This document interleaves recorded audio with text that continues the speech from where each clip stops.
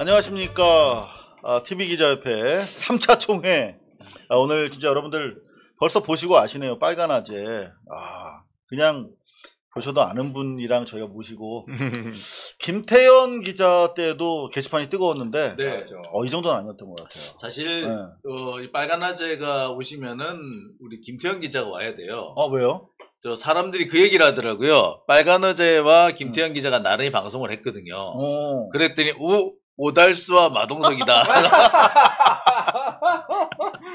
무서운데요, 느낌이. 괜찮습니다. 아니 나는 안 그래도 어디서 봤더라. 어디서 본 얼굴이 같았어. 낯익었어. 근데 참고로 이제 오달수 씨보다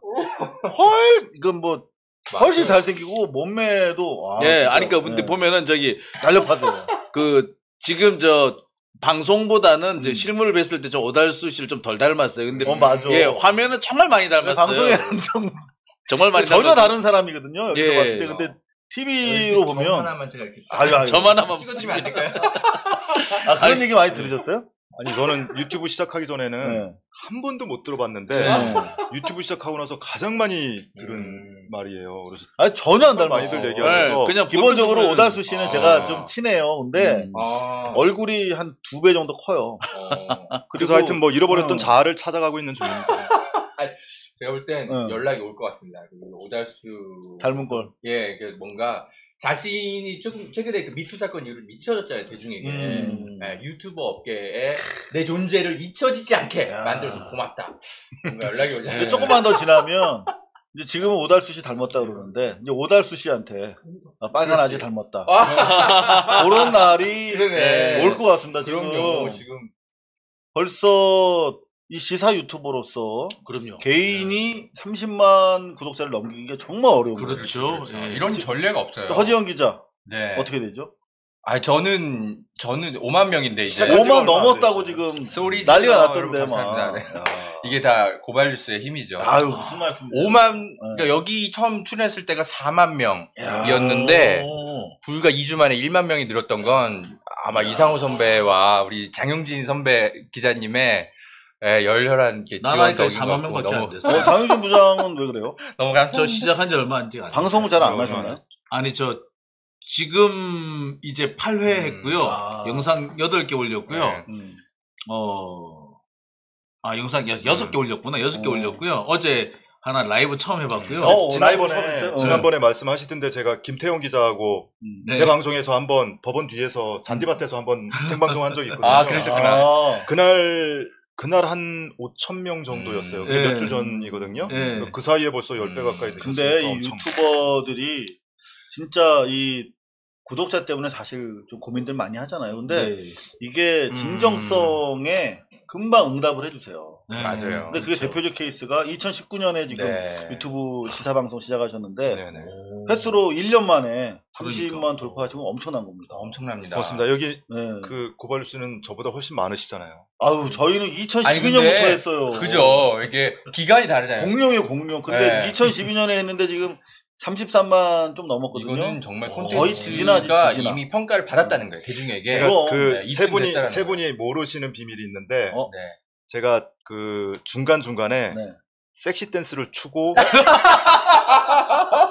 영상을 지워버립니다. 섹시 영상 지워. 실시간으로는 올라가요? 농담이에요. 이 농담도 이렇게 뭐야? 아니 이게 놀래라. 갑자기 지금 댓글에 보니까 꾸준함이 빨간 아재 콘텐츠의 매력이다 이렇게 말씀하시는데 지금 안 그래도 좀 소개를 해드리려고 하는데 조국 전 장관, 정경심, 조범동, 김경록, 최강욱 의원까지 거의 재판을 빠지지 않고 지금 들어가신 걸로.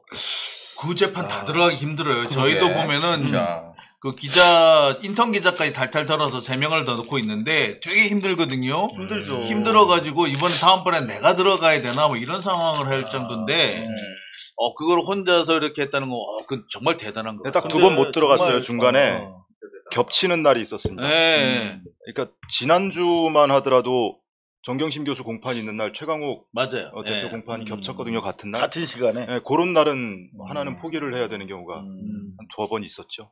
근데 저도 좀 재판 좀 들어가 봤거든요. 근데 저는 뭐 재재판이야. 고소인 피고인석에 서야 되니까 어쩔 수 없이 들어가는데 저도. 기자로서 사실은 들어가면 진짜 내 일이 아니잖아 기본적으로. 지루하고 힘들어요. 정말 바보 같은 질문들을 이렇게 저렇게 똑같은 질문을 반복적으로 하고 이게 지금 보면은 정경심 교수님 재판 같은 경우 28회. 응? 이런 재판이 어디 있어? 조범동 거의 한 20회 넘고 이걸 다 들어가셨다는 거 아니야. 네. 근데 제가 다른 방송에 출연한 거는 몇 번 없지만 네. 그나마도 지금 이상호 기자님 말씀하신 것처럼 그거를 이제 가장 먼저 소개할 때 말씀을 해주시더라고요. 근데 사실 좀 민망한 것이 사실은 저는 방송을 하겠다라는 이 소식을 공유하겠다라는 목적의식이라도 있잖아요. 근데 저보다 더 먼저 와서 전날 저녁부터 밤을 새고 빼놓지 맞아. 않고 그렇게 방청을 하는 일반인들이 계세요. 네, 지지자들 계세요. 네, 그래서 저도 이제 아침에 좀 줄을 서서 방청권을 받아야 되니까 좀 일찍 가기는 하는데 이미 벌써 여러분이 와서 돗자리 깔고 앉아 계세요. 그럼 언제 오셨어요? 그러면은 어젯밤부터 계속 있었다고 하고 그런 분들이 지속적으로 오시는 분들이 여러 분 계세요. 그래서 그런 분들을 생각하면 제가 빼놓지 않고 방청하고 있다라는 것은 사실 근데 그분들은 또 우리 빨간아재나 우리 김태형 기자처럼 열심히 와가지고 취재해준 사람이 너무 고맙대요. 그렇죠. 예, 그래가지고 일부러 고맙다고 인사하고 가고 그러더라고요. 근데 사실 지난번에 우리 김태형 기자 왔을 때도 이게 혼자서 계속 팔로우를 하게 되게 어렵단 말이에요. 그렇죠. 논점이 워낙 자잘하고 기술적으로 들어가고 근데 잘 들리지도 않아요. 일부러 조그맣게 얘기해. 진짜 승질나요. 진짜. 그럼 마이크 돌리고 얘기하는 판사들도 있고. 네. 그러면 막 진짜 속으로는 아마 그럴 거야. 저자들이 내 말을 들으려고 저렇게 용을 쓰면서 막 귀에 손대고 이런 모습을 보면서 쾌감을 느낄까?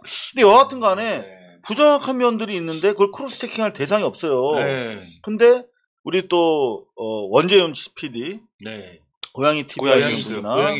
고양이 뉴스 그리고 또 우리 붉은 아재처럼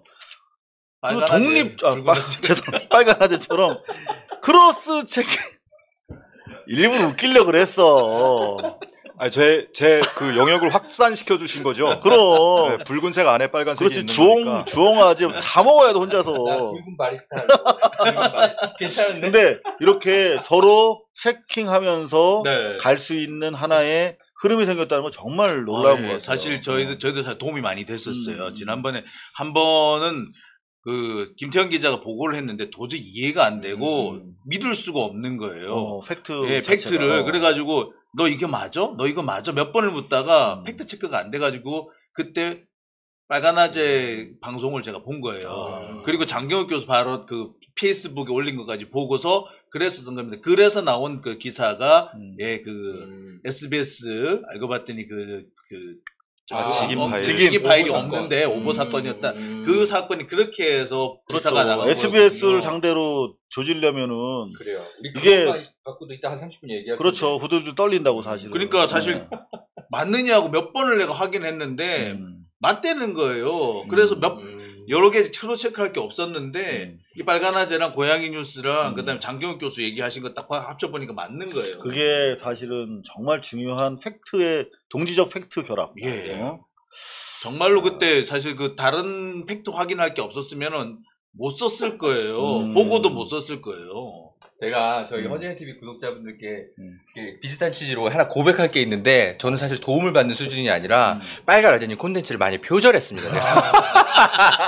아니 그랬어. 내가 요거는 취재갈 시간이 없어가지고 이거 보고 내가 마치 현장에 있었던 것처럼 그렇게 이렇게 논평한 게 솔직히 조금 있어요. 근데 사실 그건 있을 수 근데 그거는 듣는 사람들이 다 알아들어요. 그래서 정확하게 댓글에다가 빨간 그래서 제가 방송 말미에는 반드시 빨간 아재님 방송을 같이 들으시라 제가 꼭 그렇게 말미에는 제가 소개해드렸고 다만 제가 요거를 빨간 아재님 거 참조했습니다라는 말은 굳이 일부러 하지 않고 아니 근데 지금 그 말씀을 그런 적이 저한테 있었어요.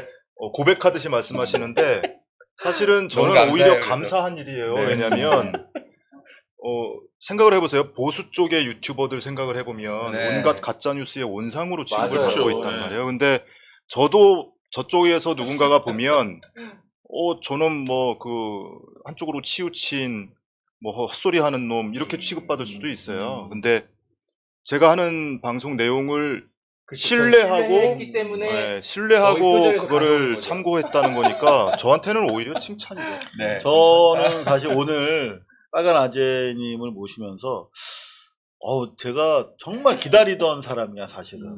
응? 우리 허재현 기자는 맞아요. 한겨레에 사실은 제가 제일 눈여겨보던 기자. 근데 한겨레 없이 홀로 서는 모습을 우리한테 좀 더 보여주셔야 돼 앞으로. 그리고 우리 장 부장님 같은 경우, 장영진 부장 같은 경우는 사실 거대한 언론사가 있잖아요 등에. 뭐 거대하진 않은데 있긴 한데. 거대하게 만들었잖아 당신이. 근데 이렇게 독립적으로 사실 대안이 스스로 되어주는 저널리스트가 훨씬 더 많이 필요하거든요. 그래야만 사실 그 대안 가지고 밖에서 안으로 치면서 언론 개혁을 얘기할 수가 있는 거거든요. 근데 그런 대상이 사실은 동지적으로 같이 갈 사람이 별로 없었어. 그렇죠. 예. 맞습니다. 근데 붉은 아재, 빨간 아재가 나타난 거야. 내가 오늘은 자꾸 붉은 아재라고 오늘은 나오지? 붉은 아재로 하시자고요. 제 영역을 확장하는 의미로. 이게 기본적으로 방송이 대단히 그 고퀄러티예요. 그러니까 네. 팩트에 기반해서 막 주장이 앞서지 않고 네. 팩트에 기반해서 영상적으로나 어떤 전달 방식이라든가 되게 고급적이야. 네. 그래서 깜짝 놀랐어요. 자꾸 제 얘기를 하시니까 얼굴이 그래가지고 아니 오늘은 어. 주인공이시라. 아니야. 민망한데요. 그래가지고 제가 조사를 해봤어요. 이제 모시기로 하고 음. 한쪽에서는 이제 섭외를 걸어놓고 딱 보니까 99년부터 이 방송 저널리즘에서 오랫동안 관록이 있으시고 보도 제작국장도 역임하시고 또 서울 보도 제작국장 오랫동안 시사 진단 토론을 하신 분이야. 그래서 역시 내공이 독립하실 만한 그런 준비가 됐구나. 그래서 이제 19년에 독립을 하셨더라고요. 근데 사실 1년 만에 30만 구독자를 이렇게 모은다는 게 무슨 뭐 유튜버 시청자들이 바보도 아니고 그렇죠. 네. 정말 어려운 거거든요. 한 분 한 분 모셔오기가. 근데 야 진짜 이렇게 빨리 반응하는 걸 보면서 또 하나 희망이 좀 느껴졌어요. 근데 이렇게 잘하기 어려워요. 사실은 여러분들 못 보셨던 분들은 그래요. 내가 붉은 노을 때문에 그런 거야. 붉은 노을 노래 좋잖아요. 맞아. 예, 빨간 아재님 한번 방송을 한번 보세요. 제가 보여드릴게요. 이게 진짜 보셔야 제 말을 이해하실 수가 있습니다. 빨간 아재 한번 쳐볼게요. 맞아요. 빨간 아재. 이제 아마 오늘 밤 지나면 우리 고발뉴스보다 더 많은 구독자가 갈 것 같아요. 지금 30만 4천 우리가 끌어오는 게 명인데, 더 많을 것 같은데요. 예, 좀 저희 쪽으로 좀 와주시고요, 여러분.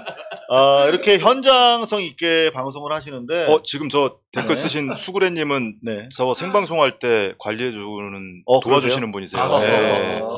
야, 여기서 뵙네요. 근데 이 대부분 뭐 차에서도 하시고 법원 앞에서도 하시는데 이게 재판 딱 끝나고 나와서 그 쟁점을 이렇게 막 되게 난삽한 팩트들이 네. 널브러져 있는데 그거를 이렇게 그냥 일목요연하게 정리하기 대단히 어렵거든요. 내세포가 되게 짱짱하신데 일단 자기 사무실 스튜디오로 가시면 스튜디오가 너무나 조명이나 뭐나 예뻐.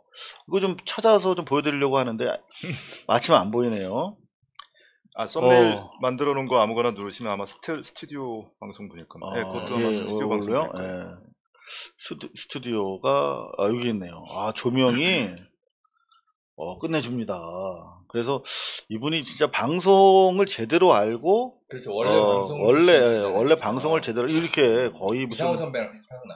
아니야 우리 고발뉴스보다 더 준비가 되신 분이야. 진짜 이렇게 다 얼마나 더 잘생겨 보입니까? 이렇게 화려한 해서 조명이 나를 네, gas하네. 멘트도 너무나 뒤에 정돈이 되어 있고 이렇게 좀 준비된 선수들이 좀 우리 시사 유튜브계에 좀 많이 더 나오셔야 돼요. 그러니까요. 너무 반가워서 모셨는데 아니 얼마 인사 좀- 전에 네. 그 네. 제 채널에 네. 방송 보시는 분들이 댓글을 막 적어 놓으셨는데 네. TV 기자협회 막 이렇게 적으세요. 그래서 그게 우리 말하는 거예요. 이게 네. 무슨 소리야? 방송 기자협회는 알겠는데 TV 기자협회가 뭐야? 그래서 고발뉴스에서 뭐 얘기했다고 한번 확인해 보라고 그래서 제가 그 방송분을 한 2주 전에 했던 거를 처음부터 끝까지 다 봤어요. 예, 다 보고 당초에는 문제기자협회였구나. 그리고 이게 무슨 뭐 진짜 무슨 사단법인을 세우고 이런 것이 아니고 뭐 공유하고 연대하고 뭐 이런 차원으로 하자는 얘기구나라고 이해를 했고요. 그래서 뭐 섭외를 한다 말씀을 하셨는데 실제로 연락 온 거는 이제 며칠 전이고 그래서 그냥 알고만 있었죠. 알고만 있었는데 실제로 연락이 오셔서 안 나올 수가 없더라고요. 그리고 제 구독자들이 감사합니다. 먼저 거기 빨리 가시라고 막 이렇게들 하시고 그러니까 안 나올 수가 사실 없어요. 정말 연대가 필요해요. 그러니까 네. 방송기자협회라고 있는데 네. 근데 KBS, MBC, SBS 기자들이 하는 협회입니다. 네. 그러니까 그게 진정한 저널리즘을 구현하는 하나의 지렛대가 되면 좋은데 불행하게도 물론 그런 노력을 하는 사람들도 그 안에는 있습니다만 아무래도 이제 자기들 권익보호라든가 지금 우리가 비판하고 있는 한국기자협회처럼 하나의 그 기득권을 형성하는 경향이 있어요. 그래서 지금 촛불 이후에 우리는 어떤 식으로든 언론개혁의 동력이 필요한데 기자협회, 뭐 방송기자협회 이런 데서 동력이 안 나오잖아요. 그래서 우리가 밖에서 치고 들어가자. 그래서 동력을 한번 만들어보자 하는데 사실은 우리 시청자님들이 더 잘 아시고 저희한테 이 빨간 아재를 이렇게 등을 떠밀어서 여기까지 보내주셨어요. 여러분들께 감사 인사를 드립니다. 감사합니다. 자, 우리가 동력이 필요합니다. 자, 제가 뭐 구태여 소개를 안 드려도 이미 여러분들이 다 아세요. 그래도 간단하게 우리 조남 혹시 아세요? 아니, 빨간 아재. 성이 옷이라는 것만 추측할 뿐. 아닌가요? 박효석. 박효석. 기자신데. 박 기자님이세요? 네, 박효석 진짜 기자인데, 옷이 아니에요, 진짜로? 빨간 아재 시사 유튜버라고 칭해달라고 하셔서 빨간 아재 시사 유튜버로 칭하도록 하겠습니다. 이제 진짜 네. 기자거든요. 저 이거 잠깐 보여줘도 돼요? 이 명함? 네네. 명함 어떻게 좀 보여줘요? 보여줄 수 있습니다. 이게 너무 이렇게 감각 있게 이거 어떻게? 이거 내 너무 작아서 보시고 계세요. 네, 그죠. 이게 명함부터 이미 딱 감각이 있어요. 네, 이렇게 딱 빨간색이 이렇게 최근에 누가 이제 빨간 아재 사선으로. 그 캐리커처를 네. 하나 그려주셨더라고요. 예. 그래가지고 지금 박효석 기자님. 구독자신데 네. 캐리커처를 굉장히 귀엽고 예쁘게 귀엽게 그려주셨어요. 얼굴만 딱 따서 보내주셨어요. 그래서 너무 감사하더라고요. 근데 그분이 그걸 보내주시면서 페이스북 메신저로 그걸 이미지를 보내주셨는데 그 글이 정말 와닿았던 게 뭐냐면 누구라고는 제가 말씀은 안 드리는 거니까 뭔가 뭐 그 슈퍼챗을 해드리고 싶고 후원을 해드리고 싶은데 사정이 여의치 않아서 그렇게 못 해드리고 제가 해드릴 수 있는 건 이게 전부네요 하면서 그림을 그려줘서 보내주신 거라서 정말 눈물나게 감사하더라고요. 그래서 그거는 제가 페이스북 제 프로필 사진으로 지금 쓰고 있습니다. 네. 자, 한번 찾아볼까요? 그러면 또 바로 확인에 들어갑니다. 정말 그 사진이 이쁘게 생겼어요. 페이스북으로 가봐야겠네요. 네, 그거는 분명히 캐리커처가 되게 이쁘게 생겼어요. 그건 페이지고요. 제 네. 개인 계정이 있거든요. 네. 개인 계정에. 여하튼 나중에 저 시간에 한번 들어가 보도록 하겠습니다. 오늘 또 숨은 출연자가 한 분 계세요. 지금 저희가 요 시간이 저녁 시간이잖아요. 네. 저희 당이 떨어집니다. 그래서 뭐 주전벌이 뭐 초콜릿이랑 이런 거 좀 앞에 사놓고 뭐 소세지 먹고 그랬더니 너무 없어 보인다고 떡미당 저희 고발마트에 입점한 떡을 3개화 하겠다라고 하는 개별 포장을 하는 떡미당에서 저녁에 좀 이거 먹어가면서 하라고 협찬을 해주셨어요. 감사합니다. 조금 전에 제가 인터뷰를 했는데 요건 밤송편이래. 네. 이 커피는 아니죠? 커피는 저희가 그냥 사온 겁니다. 떡미당.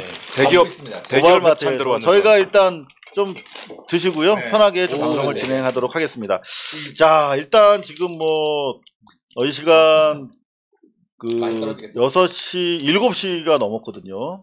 그러니까 유튜브 방송 라이브가 본격화되는 거의 레드 오션인 시간입니다. 근데 5,000명에 달하는 지금 네티즌들께서 함께 하시고 계십니다. 빨간 아재 덕분에 저희가 제가 오면서 이렇게 커뮤니티 탭하고 제가 출발하면서 차 안에서 잠깐 라이브 방송을 했거든요. 하셨어요. 역시. 거기서도 얘기를 하고 커뮤니티 탭을 통해서도 7시에 고발뉴스에서 한다 예고를 해드렸는데 좀 일찍 시작했어요. 네. 지금 이제 7시 막 넘었는데 네, 지금도 더 들어오실 겁니다.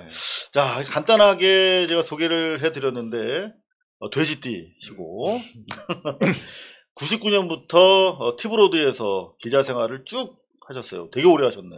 보도 제작국장, 서울 보도 제작국장까지 다 여기만 하시고 다큐멘터리까지 제작을 하셨는데 그건 다 이제 아시는 분들은 아시겠지만 빨간 아재 사이트 들어가시면 다 찾아볼 수 있게 올려놓으셨더라고요. 그리고 2019년부터 지사 유튜버 빨간 아재로 활동을 하고 계십니다. 근데 지금 사실 저희가 함께 이야기해야 될 부분이 되게 많아요. 그러니까 가장 이제 최근에 많은 분들에게 알려진 계기가 거의 뭐 한 재판이 한 30회 정도 되는 긴 스토리를 가지고 조국, 정경심 교수, 조범동 씨, 김경록, 최강욱 이렇게 재판들이 쭉 있는데 그거를 혼자서 사실 그렇게 커버하기 어려운데 그걸 커버하고 맥락을 짚어서 방송을 해주는 부분 그게 되게 중요하거든요. 그러니까 그 재판만 들어가서 졸라 나올 수는 있어요.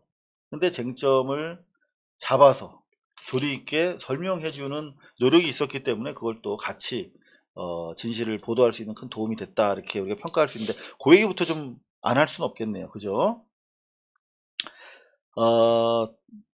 처음부터 이렇게 이 작정을 하시고 들어가신 거예요? 조국 조국 전 장관 일가의 재판에 내가 이거는 역사적인 진실을 좀 남기기 위해서 내가 이걸 한 30회 정도 되겠지만 내가 전혀 아니고요. 처음에는 어떻게 마음을 잡고 들어가셨는지. 그냥 기사 나오는 것과 실제 법정에서 벌어지는 일 사이에 얼마나 차이가 있을까. 차이가 별로 없길 바라면서. 예. 그러니까 왜냐하면 수사 단계에서는 모든 언론의 숙명 같은 건데 사실은 뭐 이상호 기자님이 그 초임 기자 때부터도 아마 그런 얘기는 계속 나왔을 거예요. 공판 중심 보도해야 된다. 공판 중심 보도해야 된다. 근데 실제로 그렇지 않잖아요. 공판 보도는 재미가 없으니까. 예. 그러다 보니까 수사 중심 보도를 하게 되고 검찰발 기사를 많이 쓰게 되잖아요. 근데 뭐 그 관행은 지금까지 이어지고 있고 공판 중심 보도를 까지는 아니더라도 공판 보도가 나오긴 할 텐데 실제 법정에서 벌어지는 일과 얼마나 이 매칭이 잘 되는지 내 눈으로 한번 직접 보자 하고 이제 방청을 들어갔는데 역시나 기대했던 것보다 너무 달랐던 거죠. 너무 달랐고 그래서 하다 보니 또 뭐 방송 보시는 분들이 또 제가 전하는 소식에 또 의지하는 분들도 계시고 하다 보니 안 들어갈 수가 없게 된 거예요. 그래서 나중에 이제 책임감도 조금 생기고 그래서 하다 보니 뭐 지금 여기까지 온 거죠. 저는 그런 생각을 해요. 그 뭐 법률 신문이나 법조 서초동에 가면은 신문 방송들이 제법 있어요. 근데 유튜브로 법정 중계를 하는 이런 뭐 빨간 아재처럼 요런 이제 전문 유튜버도 아마 생길 수 있게 길을 열어주신 것 같아요. 왜냐하면 진짜 많은 이야기들이 오가거든요, 양쪽에. 그리고 우리가 몰라서 그렇지 되게 중요한 재판들이 되게 많아요. 근데 언론들이 자기네 관심만 가지고 아주 선별적으로 그리고 계속 재판을 참여하는 것도 아니고 그래서 문제가 참 많은데 그럼에도 불구하고 혼자서 오늘 저는 깜짝 놀란 게 서울에 어디 사시는 줄 알았어요. 근데 천안에서 그 먼 천안에서 출퇴근하시면서 재판을 방청하셨다는 얘기를 듣고 오늘도 천안에 계신 줄 알았으면 출연 부탁드리기가 좀 더 어려웠을 것 같은데 몰라서 다행이네요. 근데 천안에서 다니시기 어렵진 않으셨어요? 근데 이제 익숙하고 저도 회사 다닐 때 서울에서 또 근무를 또 한 2, 3년 한 적도 있고 그리고 사실은 서울하고 천안이 가까워요. 100km 정도밖에 안 돼요. 오늘 여기 마포 오는데 한 100km 남짓. 상당히 스케일이 좀 크시네요. 그래서 제가 가평에서 왔다 갔다 하고 있는데요. 가평은 85km예요. 85km. 그러니까 차가 안 막히면 왜 이러냐, 진짜. 차가 안 막히면은 감동이네요. 1시간 거리밖에 안 돼요. 그러니까 차가 막히면 뭐 2시간, 3시간 그렇죠. 걸리지만 차 안 막히면 하지. 오늘은 천안에서 출발해서 여기 지금 마포까지 오는데 2시간 한 20분 정도 아이고, 걸린 고생하셨습니다. 감사합니다. 근데 뭐 저는 또 운전하는 걸 또 좋아해서. 근데 운전하면서 방송을 어떻게 해요? 운전하면서 방송을 하는 게 아니고 제가 이제 차 안에 앉아서 주차장에서 이제 주차장에서 하시는 거예요? 왜냐면 제가 단기 기억 상실증이 있어서 시간 지나면 잊어버리는 게 많아요. 그래서 즉시 말씀을 드려야 하는데 방송이 하루 종일 그러니까 그 재판이 하루 종일 하잖아요. 그러니까 오전 재판 끝나고 난 다음에 방송하시고 금방 또 잠시 또 식사하신 다음에 얼른 들어가셔가지고 또 한 3시, 4시간 또 그 재판 보고 잠시 휴정 시간에 나와가지고 또 방송하시고 그 하루에 그래 3번 정도 좀 하시지 않나요? 아니 그냥 보통 한 번 아니면 2번. 네, 2번.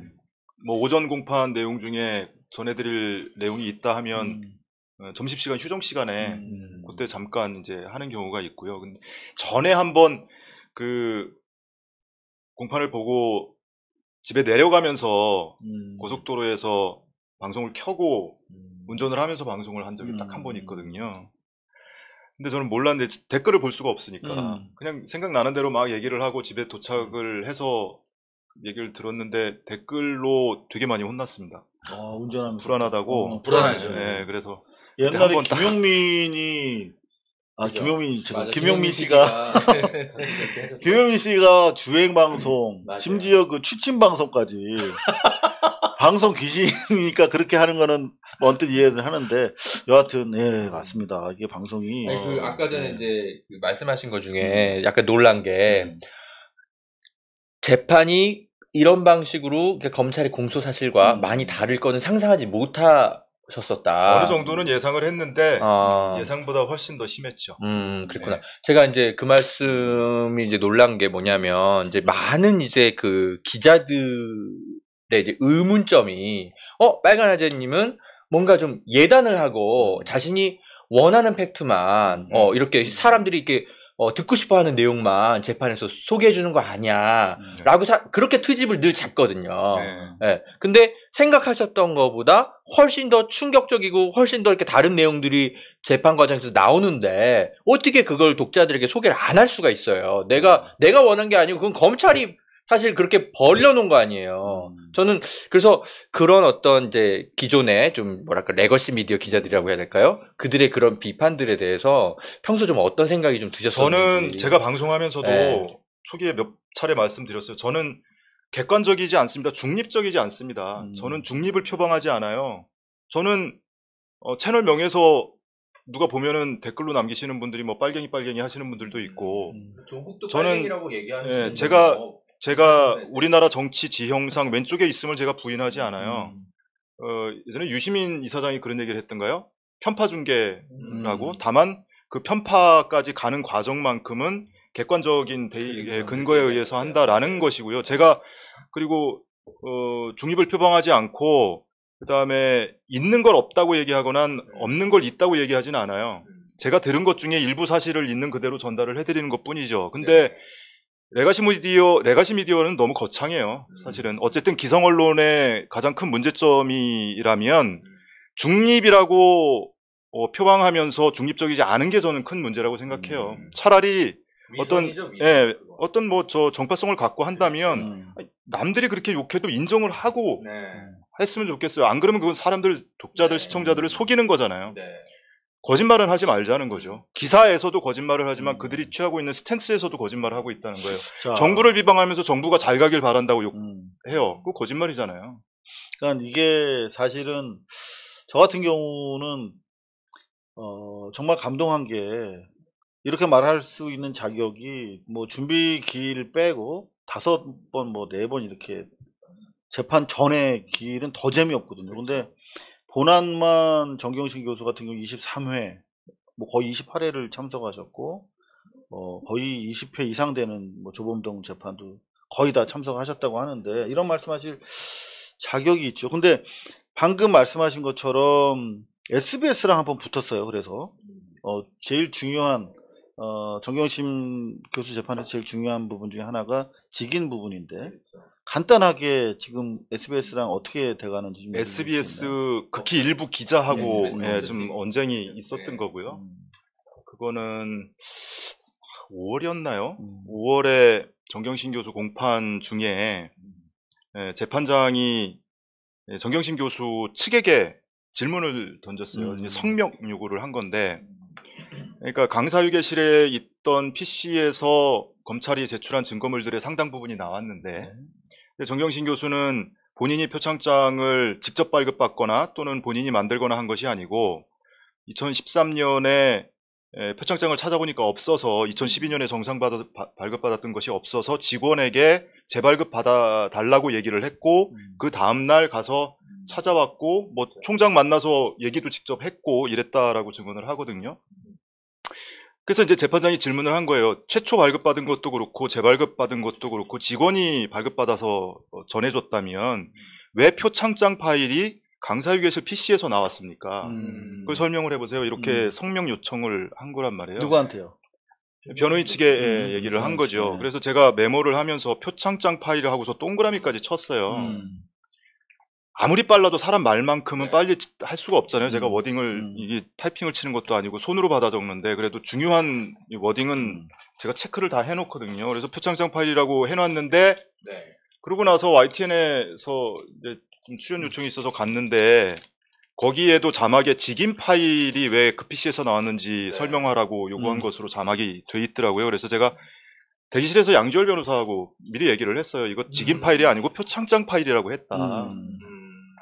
그리고 이제 방송에 나갔는데 저는 몰랐어요. 며칠 있다가 보니까 그 SBS 박원경 기자가 온라인판에 실리는 취재 파일이라는 형식을 빌어서 제가 거짓말을 한 걸로 글을 써놨더라고요. 제가 왜곡하고 오류고 뭐 사실이 아닌 것을 사실로 둔갑시키는 사람으로 만들어놨더라고요. 그래서 뭐 구독자들이 얘기를 해서 알게 됐고 그 글을 보고 나서 제가 저 혼자만의 확신으로는 또 오류가 있을 수도 있으니까 또 다른 채널을 통해서 한 두 군데를 통해서 크로스 체크를 했어요. 그런데 표창장 파일이 맞다는 것을 다시 한번 확인을 했고 그래서 이제 영상으로 반박을 했더니 나중에는 또 임찬정 기자가 이제 과거에 법조팀장도 했던 걸로 제가 알고 있는데 그분이 페이스북에 저를 굉장히 비아냥거리면서 글을 올려놨는데 이건 팩트의 문제잖아요.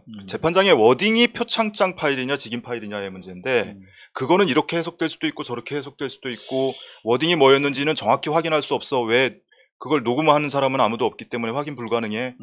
예, 재판장의 워딩은 그럼에도 불구하고 직인 파일까지 최소한 포함해서 하는 얘기일 거야. 라는 해석을 얘기를 하고 있는 거예요. 그래서 그 뒤에 이제 뭐 박원경 기자도 취재 파일이라는 글을 다시 한번 올리고 뭐 이렇게 저렇게 좀 핑퐁을 치면서 누구의 팩트가 맞느냐를 가지고 좀 언쟁이 있었죠. 언쟁이 있다가 지금은 뭐 수면 아래로 가라앉았는데 수면 아래 가라앉을 수밖에 없는 게 너무 클리어하게 이쪽 말이 맞거든. 그러니까 더 논쟁이 될 필요가 없는 거예요. 사실은 그것이 누군가의 실수라고 저는 보질 않고 SBS 일부 법조 기자들의 실수에서 기인한 것이 아니고 의도가 있는 거였다고 생각을 해요. 있다면 어떤 의도였을까요? 그러니까 왜곡일 가능성이 좀 있다고 보는데 왜냐하면 저는 어디서 발조했겠지. 아니 왜냐하면 저기 표창장 파일이란 거하고 직인 파일이란 거하고 완전히 다른 내용이거든요. 전혀 다르기 때문에 직인 파일이란 말이 나왔다는 건 사실 이 SBS 보도 내용하고 겹치는 부분이 있어요. 그러니까 자기들이 그때도 보면은 계속 그 보도 내용 이런 부분에서 그 SBS에서 뭐 직인 파일이 나왔다라고 하는 그때는 이미 그때는 직인 파일이 없었었거든요. 예. 이게 더 골 때렸던 게 심지어 SBS 보도 시점에는 직인 파일이 이제 표창장 파일인지 뭔지 자체가 아예 검찰의 압수수색으로 나오지도 않았을 때였어요. 알고 봤더니 그러니까 보도가. 제가 볼 때는 그 얘기를 사후에라도 사후에 나온 파일로라도 어떻게든 좀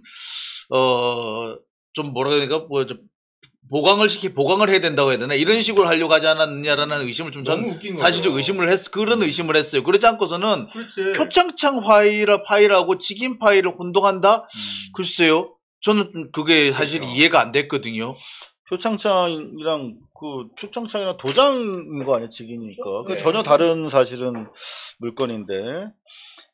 허지현 기자가 지금 뭐 잠시 전에 뭐 얘기를 서로 나누는 걸 봤는데 너무 전문적인 부분이라서 사실은 여러분들이 아, 이거 어떻게 좀 그 팔로우 하실 수 있는지 모르겠는데 최대한 쉽게 한번 얘기해봐요. 예, 최대한 쉽게.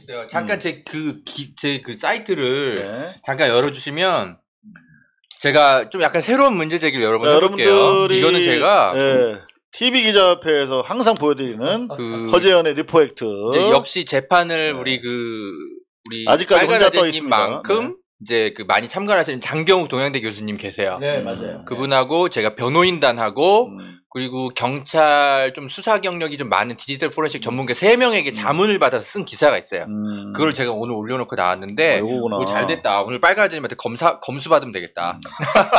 자, 한번 검수 받아보세요. 아니, 세상이 네. 이렇게 변한 거예요? 이게 아니 전문가시잖아요. 천하의 허재현 기자한테 저 빨간 아재 가서 검수 좀 해주세요. 신년 선배신데. 네. 저기 이게 정경심 재판이 일단 단순 이렇게 중계만 하고 있어요. 법조기자들이 자기들이 이거를 검찰이 제기하는 주장과 증거들이 얼마나 신빙성 있는지를 검증하지 않고 그냥 막 단순 중계하고 있어요. 그것에 대한 이제 제가 문제 중에 7가지를 찾아가지고 오늘 분석 기사 올렸는데 이제 나머지는 다 볼 필요 없고 나중에 시간 되시면 보시고 제가 문제 제기하고 싶은 건 뭐냐면 맨 마지막 부분에 그거예요.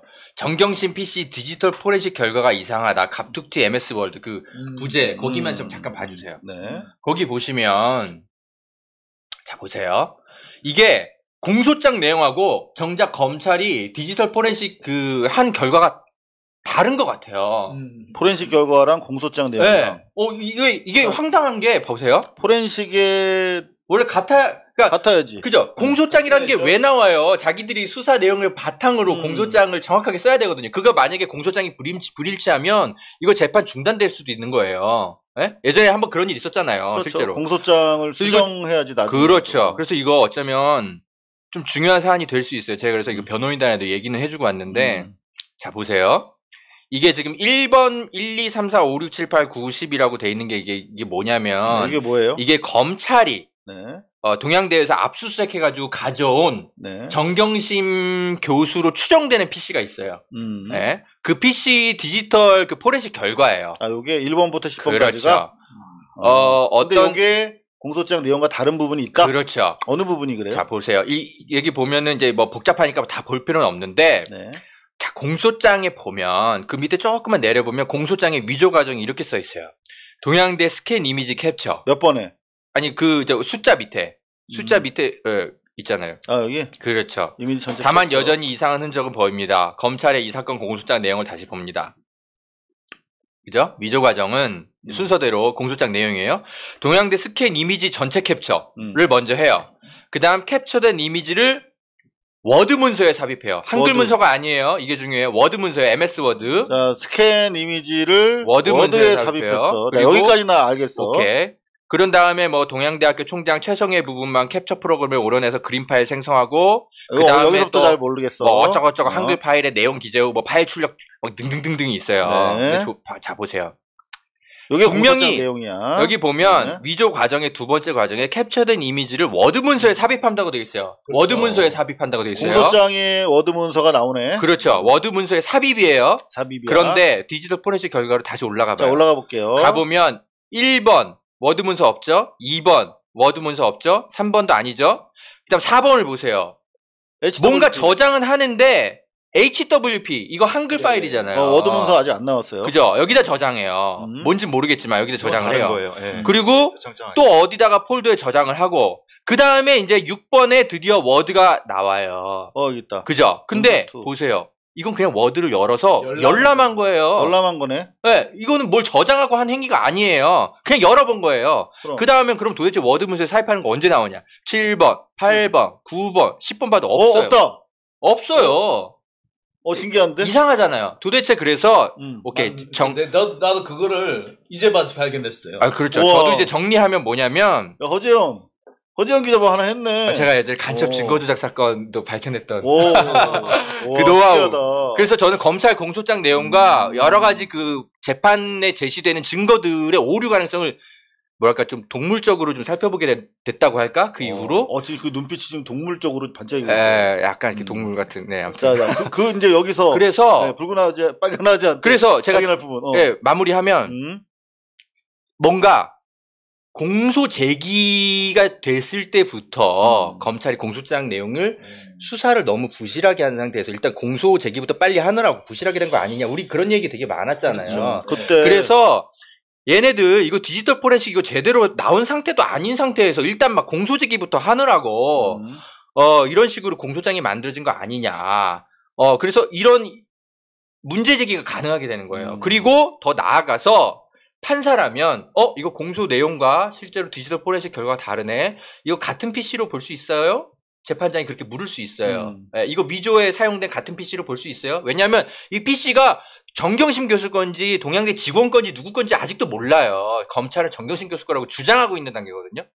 그래서 이거 자체가 오류가 생겨서 어쩌면 이 공소제기가 막 허물어질 가능성이 있어 보이는 걸 제가 뒤늦게 지금 발견했는데 하리님이 허재영 기자 한 건 축하. 아니에요. 아직까지 뭐 성급하게 그렇게 얘기할 건 아니고 다만 자, 일단 제가 문제 제기를 해보는 겁니다. 오케이. 자, 우리 네. 빨간 근데 아재는 여기 진짜 전문가가 계시니까 한번 자문을 좀 들어보고 싶어서. 자, 이거 왜냐면 이게 허재영 기자 한 건 한 건지 아니면은 저 이거 아니, 삑살인지 아니, 한번 아니, 판단해 주세요. 아니 왜냐면 이거는 그 정확한 워딩이 뭐냐에 또 문제이기도 한데 왜냐면 워딩이 명확하게 밝혀지지 않은 상태에서는 제가 오해를 하고 있을 수도 있고 우리 허 기자님이 그렇죠. 오해를 저도 하고 있을 오해하고 수도 있는 있어요. 그게 것도 뭐냐면 있어요. 조금 위로 그 순서 정리한 자, 거죠, 일단 타임라인. 허재영 기자 주장을 간단하게 정리하면 공소장을 봤더니 캡처된 이미지 워드 문서에 삽입했다. 워드 문서에 삽입했다.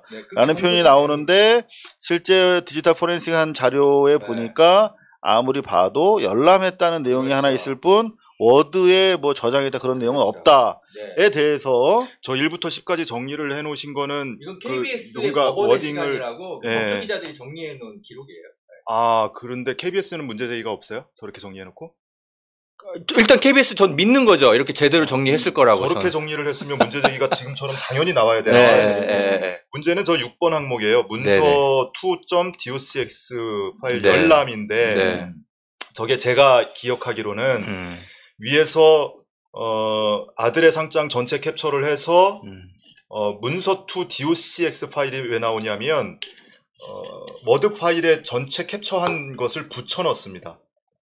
근데 파일 붙여넣는 걸 네, 넣었다고 얘기를 하죠. 붙여넣으면 이분은 그렇게 붙여넣고 파일명을 변경하지 않고 그냥 저장을 눌러요. 그러면 문서 1 또는 문서 2 이렇게 문서 1이 있으면 문서 2가 되겠죠. 네네네. 문서 2라고 저장이 된 거예요. 그리고 괄호 열고 지금 아들 상장이라고 되어 있는데 네. 그 파일명에 아들 상장이라고 써 있던가요? 잠깐만요. 제가 지금 그거는 확인을 할 수 있어요. 아들 예. 안 써 있어요. 문서 2 docx 파일이에요. 근데 요거를 이제 그걸 임의로 KBS에서 붙인 거예요. 그럼 이거는 KBS가 넣은 임의로 좀 약간 그래서 설명을 해놓은 걸. 전체 아니, 캡처한 것을 워드 파일에 붙여넣고 그대로 네. 저장을 눌러서 문서 2라는 생성이 된 파일이 거죠. 생성된 것이고 네. 그렇게 생성된 파일에서 하단부 직인 부분을 오려냅니다. 캡처를 해서 오려내고 그 오려낸 파일을 저장을 하는데 그 파일의 이름이 바로 총장님 직인 파일이에요. 예. 여기 예. 그래서 그 나중에 이 상장 서식 파일을 열고 네. 총장님 직인이라고 저장돼 있는 그 파일을 갖다가 붙여넣는다. 이게 이제 순서에 의한 거거든요. 그래서 지금 6번 항목에 문서 2 docx 열람이 아니고 네. 저장이라고 워딩을 했다면 그럼 딱 떨어지는 거죠. 예, 공소장이. 그러면 그렇죠. 공소장 내용 그대로예요. 그대로죠. 그래서 저는 그렇게 이해를 하고 있거든요. 네. 저장이라고. 네. 그럼 열람이라고 쓴 거는 KBS예요? 아니면 일단 저는 검찰이에요. 법조 기자들의 기록을 믿는 거죠. 믿고 일단 쓰는 건데 일단은 근데 제가 KBS 자료를 그냥 액면 그대로 믿기는 요즘 KBS 취재 행태가 너무나 좀 그래요. 흔들려서. 좋아요. 그래서 제가 이거를 장경욱 교수랑 음. 이게 역시 이제 많이 보시는 분이거든요. 네. 그분이랑 이제 변호인단에 일단 자문은 거쳐서 이렇게 제가 좀 문제 제기를 하려고 하는데 어떠냐. 문제 제기는 이제 가능은 할 것 같다라고 제가 자문은 받고 일단 기사는 썼어요. 다만 말씀하신 것처럼 사실은 이거는 변호인단이 법정에서 한번 정확하게 확인해 봐야 될 것 같아요. 확인해 봐야겠네요. 네네. 일단은 변호인단에서 가지고 있는 네네. 포렌식 결과를 지금 공유하고 있을 거 아니에요. 네, 그렇겠죠. 지금 네. 제가 지금까지 확인하기로는 문서 2 docx 파일을 열람했다는 건 확인이 되는데 새롭게 생성을 했다라는 기록이 남아 있다는 얘기는 제가 사실 못 들었어요. 그러니까 저도 지금 이제 그 생각까지 못 하고 있었는데 얘기를 들어보니까 그러고 보니 그러네라는 생각이 들어요. 그러니까 네. 열람이라고 했던 거는 같아요. 제가 들어본 기억 제가 이제 봤던 보고받은 문서에도 보면 열람이라고 돼 있는데 네. 이게 워낙 열람하고 저장하고 지금 복잡하게 섞여 있어가지고 네, 지금 모르겠고 그리고 지나치는데. 검사가 설명을 잘못했을 수도 있기 때문에 이 부분은 좀 더 그쵸? 확인을 해봐야 될 것 네. 같아요. 예. 좋아요. 그래서 어쨌든 저는 문제 제기를 하는 것이고 이 부분은 사실은 만약에 이게 사실로 확인되면 이거는 굉장히 중요한 쟁점이 될 수 있기 때문에 그렇죠. 변호인단이 됐든 누가 됐든 이건 정확하게 좀 확인해서 대중들에게 설명을 좀 해줄 필요는 있을 것 같아요. 근데 저는 사실 이걸 보면서 되게 황당했던 것이 네. 일단 요게 아무 문제 일단 저게 과정상 문제가 없다고 치고 만약에 이 과정들을 했다면 이거는 정말 고수. 네, 서울에서 부산까지 어. 비행기만 타고 가면 되는데 서울에서 부산에서 대구까지 버스 탄 다음에 대구에서 대전까지 기차 타고 대전에서 서울까지 다시 타고 이런 식으로 해서 온 그런 거예요. 진짜 돌아온 거예요. 아니 지금 이거를 기본적으로 이 정도로 할 수 있나 이거를? 그러니까 저는 그 이제 정도도- 검찰을 솔직히 말하면 저는 검찰이 사건을 조작할 수도 있는 집단이라는 걸 한번 경험을 해봤기 때문에 네. 저는 항상 최악의 것까지 가정해서 취재를 하기 때문에 조금은 이런 의혹 제기를 하는 겁니다. 그렇죠. 그런 좀, 스탠스를 네. 좀 봐주시고요. 메디컬하게 제가 일단 다만 요 부분에서 할게요. 일단 네네. 검찰 측 뭘- 지정에 아무 문제가 없다고 생각하고 네. 풀면 요 단계로 오게 돼요. 일단 먼저 캡처는 했다고 하는데 캡처가 있는지 모르겠어요. 어쨌거나 좀 앞으로 좀 내밀어 주실래요? 예. 전체적인 어떤 그 파일을 예, 사진 파일을 만들어요. 그 아들의 잠깐만. 상장에. 예, 상장에서 그것을 이제 아들 상장을 캡처를 하죠. 그 다음에 이거를 MS 워드로 바꿉니다. 거기서 다시 직인 부분만 상장의 하단 부분을 오려내죠. 그 다음에 다시 HWP 파일로 그 상장 원본을 만들어요. 그 원문을 만들어요. 그러니까 표창장 원본을 만든 거죠. 조민식 거. 서식 파일이죠. 예, 서식 파일을 만들고 그걸 PDF로 만든 다음에 이 PDF와 이 사진 파일을 결합을 해서 최종적으로 완성된 이걸 만들어요. 그걸 정경심 교수가 했다는 거예요? 예, 근데 이거 정경심 교수가 했다는 얘기죠. 근데 이게 검찰 쪽 주장인데요. 저는 이제 뭐가 되게 황당했었느냐면 이거를 이렇게 과정을 거칠 이유가 없어요. 사실 예, 여기서 바로 일로 해서 이렇게 해서 바로 일로 나와요. 이 과정이 필요가 없어요. 왜 그런 과정이 필요하다고 검찰은 주장한 거죠? 그만큼 수사가 그러니까 이상하게 자기들이 포렌직을 해보니 이런 파일은 나온 여기서 이걸 바로 간 파일은 없는 거죠. 그러니까 이거는 제가 볼 때 이거는 끼워 맞춘 거 저는 오히려 이걸 보고 끼워 맞춘 거다라고 생각을 하는 거죠. 아니 그냥 바로 하면 되는데. 그러니까 옷에다가 몸을 맞춘 거네. 그렇죠. 그러다 보니까 2단계를 가는 거는 사실 제가 볼 때 굳이 할 이유가 없는 단계예요.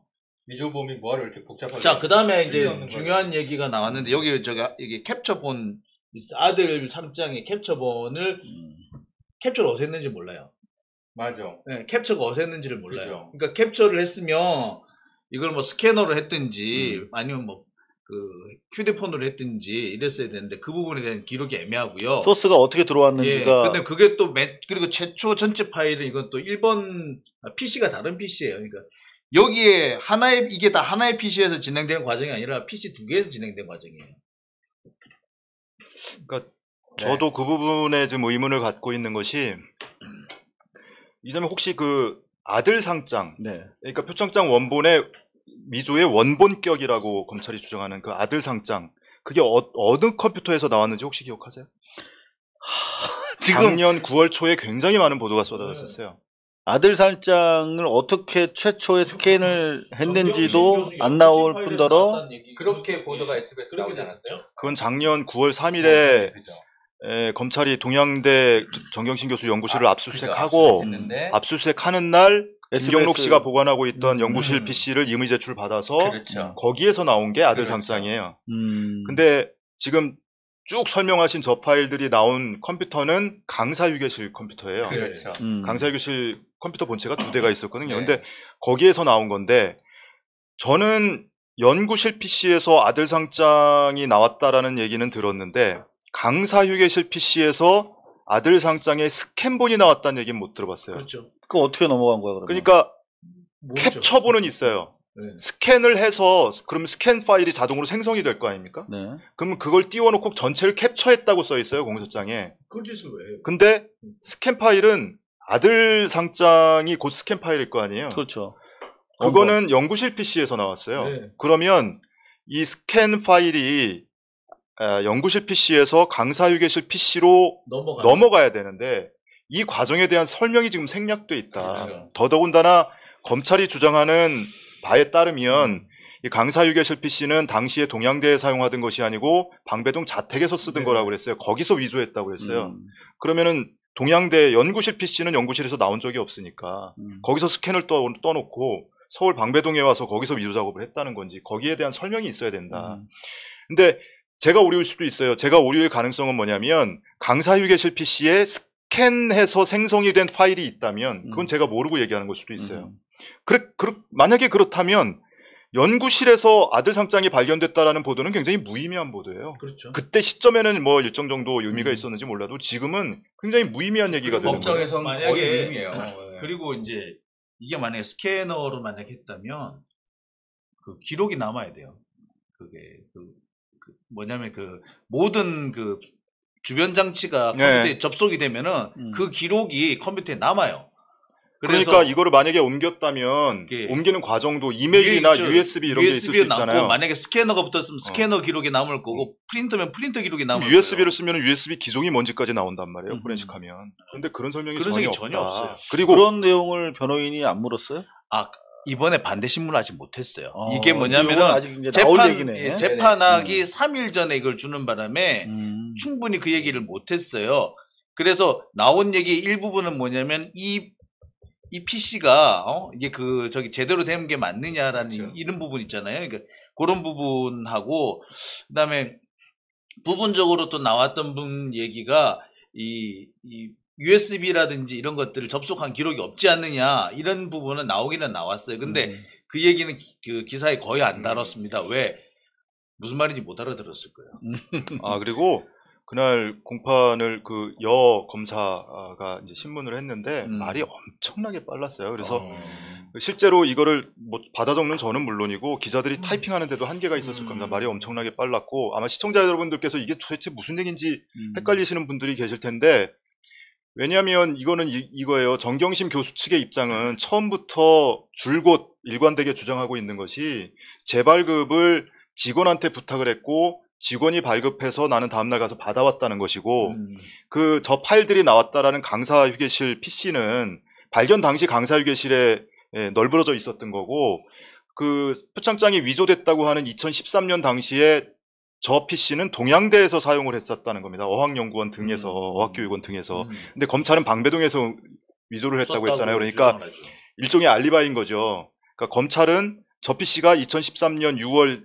16일에 서울에 있었다라고 주장하는 거고 정경심 교수 측은 아니야 그 PC는 동양대에서 사용 중이었어라고 주장을 하는 거예요. 그래서 이 부분에 쟁점이 갈리기 때문에 그러면 정경심 교수 주장대로라면 다른 조교가 됐든 직원이 됐든 누군가가 만들었던 파일이 2014년에 그 PC를 동양대에서 쓰던 것을 자택으로 가져오면서 포맷을 하고 새로 세팅을 했는데 그때 파일이 옮겨온 것 같다라고 주장을 하고 있는 거거든요. 그러니까 그걸 설명하는 데는 저게 꼭 필요한 과정이죠. 이제 다음 공판 기일부터 본격적으로 네. 이제 이쪽 반대 신문이 이어지겠네요. 언제 시작이에요? 9월 초인가요? 네. 아니요, 8월 여름방학 들어갔죠. 8월 13일. 13일 여름방학 2주 정도니까 8월 네. 13일 그때 그 반대 신문을 할 건데 제가 볼 때는 현재까지는 가장 뜨끈뜨끈한 얘기네요, 이게. 네. 근데 제가 보기에는 이 포렌식 보고서가 아직 우리가 완전하게 보지도 못했고, 그 다음에 검찰 측의 이 타임라인이 생각보다 허술해요. 그러니까 그 되게 타임라인을 정리를 쫙 해서 처음에 깜짝 놀랐는데, 가만히 살펴보면은 기존의 주장에서 크게 달라진 게 없고, 다만 그 시간 순서를 좀 배열했다는 뿐인데, 오히려 전체적으로 봤을 때 허점이 더 드러난 부분이었어요. 그리고 가장 문제가 될 수 있는 부분은, 왜 직인이 직사각형이냐라는 부분을 판사가 지적을 했어요. 이게 왜 직사각형이 됐어요? 이러니까 검사가 뭐라고 얘기하느냐면 위조를 하는 과정에서 이 행위자가 늘려서 이렇게 됐다. 라고 얘기를 해요. 위조를 왜 가짜처럼 해요? 그러니까. 근데 더 재밌는 거는, 장경욱 교수의 주장이라든지 저희가 몇 번 시도를 해보니까,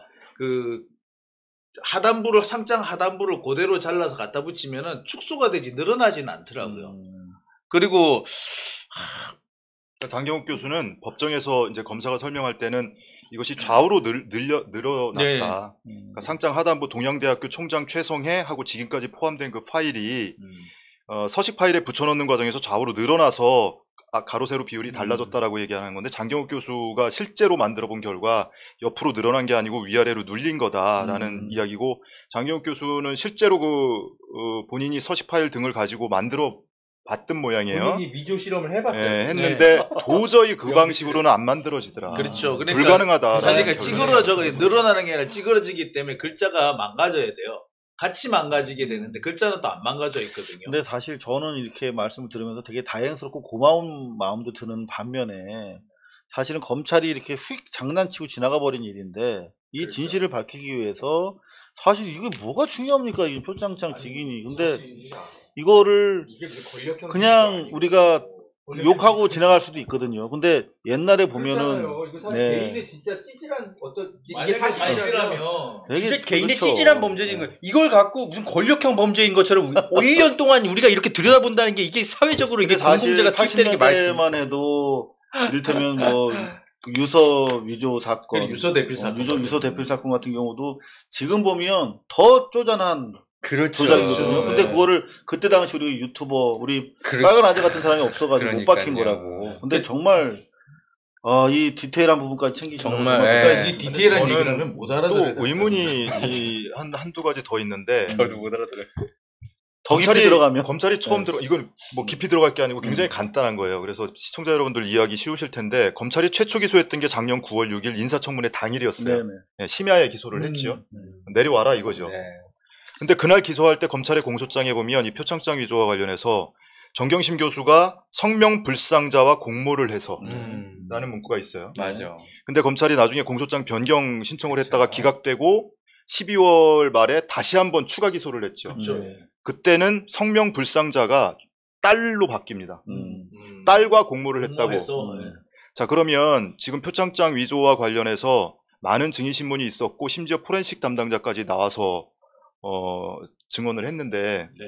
지금까지 밝혀진 또는 한 차례라도 언급돼 있는 딸의 공모 혐의는 뭐죠? 이제 딸은 뭘 했느냐 말이에요. 맞아. 뭘 하고 있는 그걸 잊고 있었네 진짜 그게 우리가. 있었네. 네, 그 얘기를 이제 딸의 흔적이 전혀 참여 흔적이 안 나오고 예, 있나요? 그러니까 사실 그 얘기도 지금 저희가 계속 기사를 한번 쓰려고 하는데 다른 건들이 자꾸 터지니까 기사 그건 조금 있다가 뒤로 미뤄져 놨거든요. 그러니까 이게 28회 정도 계속 재판을 따라가지 않으면 이걸 맥을 이어갈 수가 없어요, 사실은. 아마 검찰도 잊어버리고 있는지도 몰라요. 그렇지, 그럴 수도 있어, 걔들이. 그러니까 그거를 재판장이 지적을 맞아. 하니까 네. 성명불상자를 마지못해서 딸과 공모를 했다고 적어놓기는 했는데 딸의 역할은 전혀 나온 바가 없어요.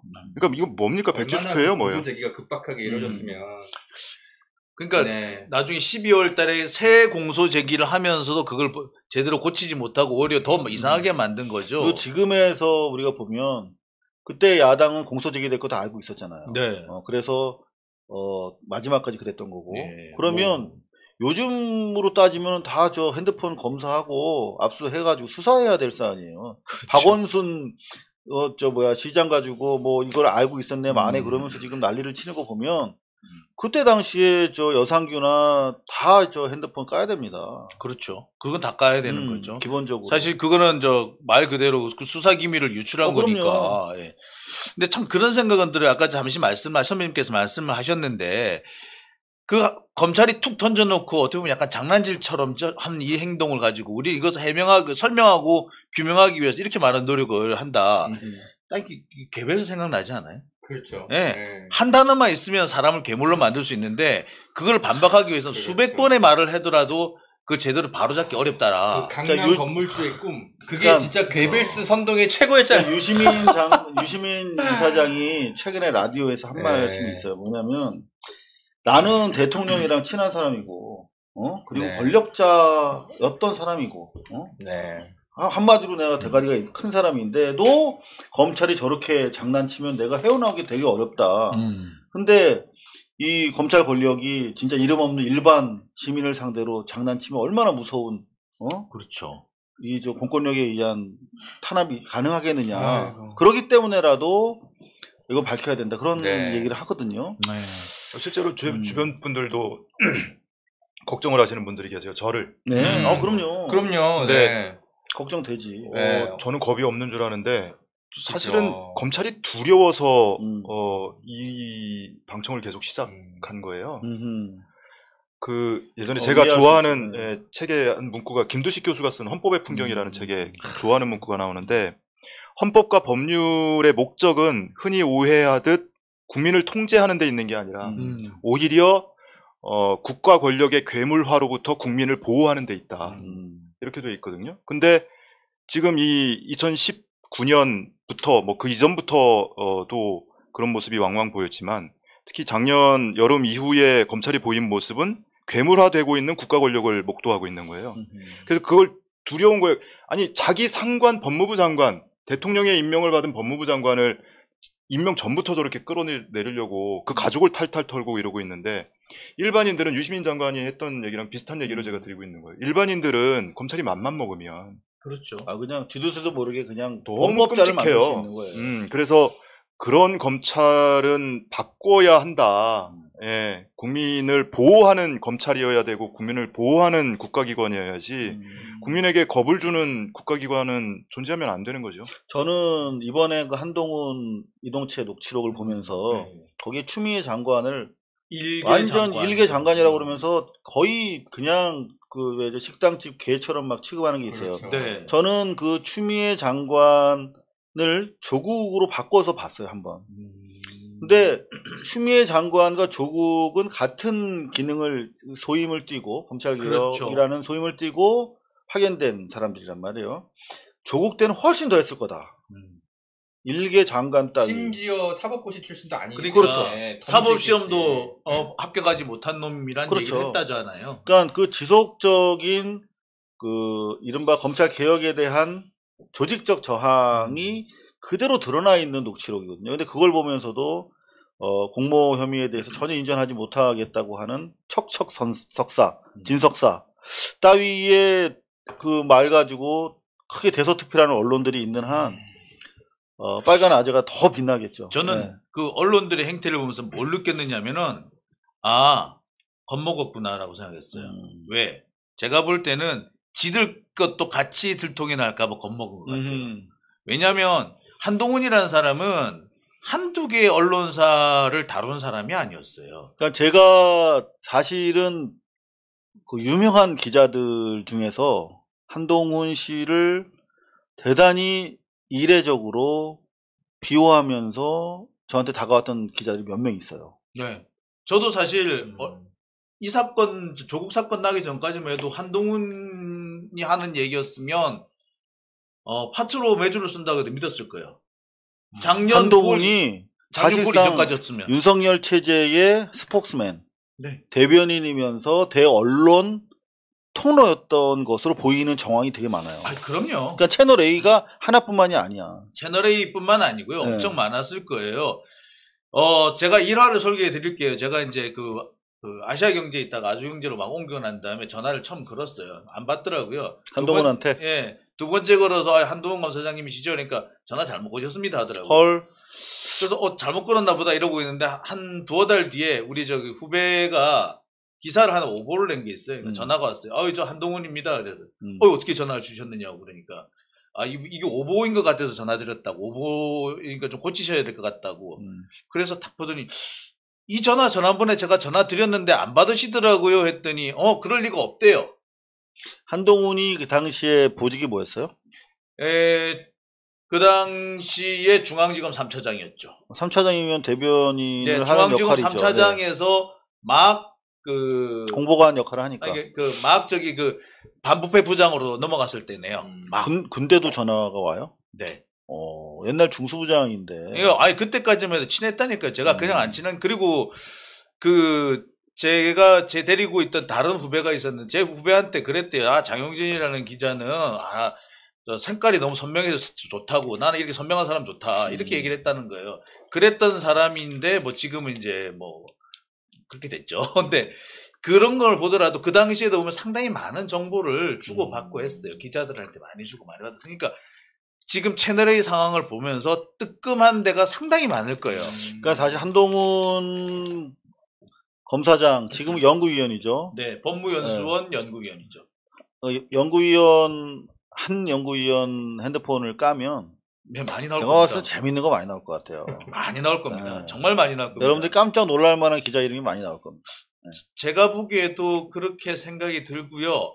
그 다음에 실제로 약간 그 엄포 같은 게 보도가 된 적도 있어요. 어떤 내용이죠? 그 김학의 차관이 네네. 그 비행기 타고 도망가려다가 인천공항에서 적발된 사건이 있었죠. 예. 음.